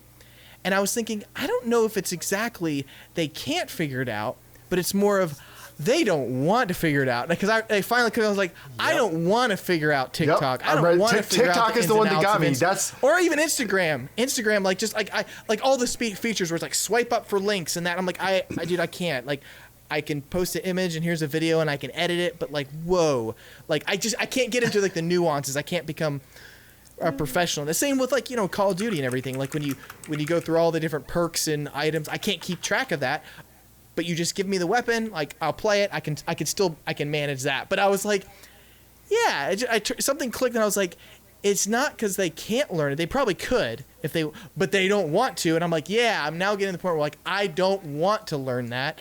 It's okay. This, Joel. You know what I mean? Like it's like I can go. I appreciate that you guys can figure that out, but I can't afford to even learn it. Well, that's right. So, like with music, I still pride myself on. I find new artists who are releasing new music and have just come out and stuff pretty frequently, and I still enjoy a lot of what the kids are listening to. There's a TV show we watched recently that had a lot of modern young people music in it, and I found a couple songs every episode where I was like, oh, I like these. I pride myself on that. TikTok has been my line of like, I still don't understand it. Like, I never got a Vine account. I understood what Vine was, and I watched the Vine compilations on YouTube and everything. I still don't understand how TikTok works, and I don't want to, and I don't want to learn, and I'm happy everybody's having fun. It's just too much work. I don't even use my Twitter anymore. I basically just use Instagram, because to me, Instagram's easy. Here's pictures of my car. Yeah. Can I see pictures of your car? I love that. But then you try to go to the Discover feed, and somehow Instagram's algorithms are busted. They're like, would you like to follow all these male fitness model accounts? And I'm like, not relevant. Do they have old BMWs, though? In which case, maybe. Show me those. But what if we... So, yeah, I totally get what you're saying. Now, James, as someone That's who good. has actually I like been that. old for the duration of the podcast... I think James. I'm 35 now. Oh wow, you so- are. James, were you 35 when the podcast started? When did we start? 2012. You didn't join in 2012, but we started in 2012. No. It was. It might have been like 2013. January 2013 or something. I was Okay. younger than that. Oh no, we're old. I'm 31. The The baby with his big boy job. Got all his friends to come to town. Is Joel Work with the throwing big up? boy job. he's just leaning out. Oh gosh, dude, I'm getting too old for this. Oh, that joke. I was like, it all flooded back. Big boy job. I felt utter disgust. I was like, oh, that was so horrible to Jeremiah. I'm so sorry, but that was so funny though. Remember when y'all used to just define everything, and he was like, "Oh, sending your emails. You want to schedule a meeting?" He's paying off his student loans for his little college degree. I choked on Did you have a that one. question, What'd Jeremiah? you say, James? Well, did you actually have a question? I was gonna say, so you, like, we've all made jokes for this whole time. You've been Papa James, like you have been older than the young hip people the entire time we did the podcast. Has that gotten any worse over the past few years, or does it just feel like it's more of the same? You're just solidly, you've been an adult for so long, it's not even a thing anymore. It's more of the same. I'm pretty immature. You are in some things, but also in other stuff. Doesn't matter. Like, your kids are old enough to be into TikTok. Like, that's... I'm not trying to make you feel old. I'm just saying, like, that's where we're working with here. Like, if you're into TikTok, it's more likely probably because your kids won't shut up about it more than you care. I have a teenager now. Wait, he's a teenager? Wow, Oh my yeah, gosh. Yeah. that's amazing. That just And now Jeremiah feels old. well, we have 2 minutes. Do we want to? What do we want to talk about? What do you want to do? Let's just fade to tombstones rising up in place of our videos. Xfinity checked. First episode was November 30th, 2012. I was right. Oh wow, yeah, because the alpha didn't release for DayZ until the That's next something we December. didn't even really cover in this, but DayZ released. We did this for Norman, but DayZ outlasted us. They beat us. And DayZ technically beat Norman, but only. Well, we started the technically. podcast as like a lead up to DayZ, and They didn't get helicopters, so it's not finished. it'll never be finished. allow it. Bohemia is I'll allow it. basically, what's it called? Their modders are doing more. It's than what basically they're- like they're Star doing Citizen now. at this point. We're like, it's just a Ponzi scheme, I think. I just don't understand all the details. Star Citizen. Dave, Wow, they that's something else we talked about. whatever their roadmap, and like they're still planning stuff years out, and they've got like $500 million they've made over time. Like, it's just a Ponzi scheme at this point. We're less than a minute. Okay, So you know. I've got a minute 40 at mine. That's weird how it gives us different amounts of time. Okay, But yeah. for some of the questions we've been getting, well, does anyone have anything else they want to throw in real quick before I start closing us out here? I'm good. One last thing I was going to talk about, Norman, I was just going to say, if anyone gets a chance to see it, again, this has been a grassroots effort. If you're able to spread the word of it, tell people. If you have seen it, it really... And review it. It really does help us out if you're able to review it. Amazon's been doing really awesome. Check out IMDb. It's like a wasteland there. It's crazy. But, like, people from another country, and they hate everything about Norman. But They hate grassroots. I'm not asking for fake reviews. If you enjoyed it... And if you didn't enjoy it, be don't honest leave a about it. review. But it really does actually help out the film quite a lot. Yeah. So, anyways, I was just going to tell people Okay. that. So, Anyone else? because otherwise it'll be Norman my the- mom reviewing like in 40 different Joel, accounts. what's that URL that they can go to? NormanTheFilm. NormanTheFilm.com. But All right. That was Joel and James, or Joel and Dave. James, you got anything? Okay. Nope. Thank you, everybody, for coming out. It's been fun. People have been asking. We have no plans to bring the podcast back, unless. But what if we? But you never know. But no, this is definitely, we were planning it. We wanted to do a one-time thing because this was such a big part of the podcast, and we promoted it so many stinking times that we might as well have like some catharsis and some closure here. So thank you everybody for coming out and being a part of the show. Thank you for being a part of our lives for so many years. Thank you for supporting Norman. Thank you for giving all that money to that Kickstarter, thinking that one day you might get a Blu-ray. Guess what? It's actually gonna happen. Thank you for continuing to support Dave's channel while the rest of our stuff has slowly gone away. And It's the only way I can afford ammo. until next time. Stay casual and slap a seal.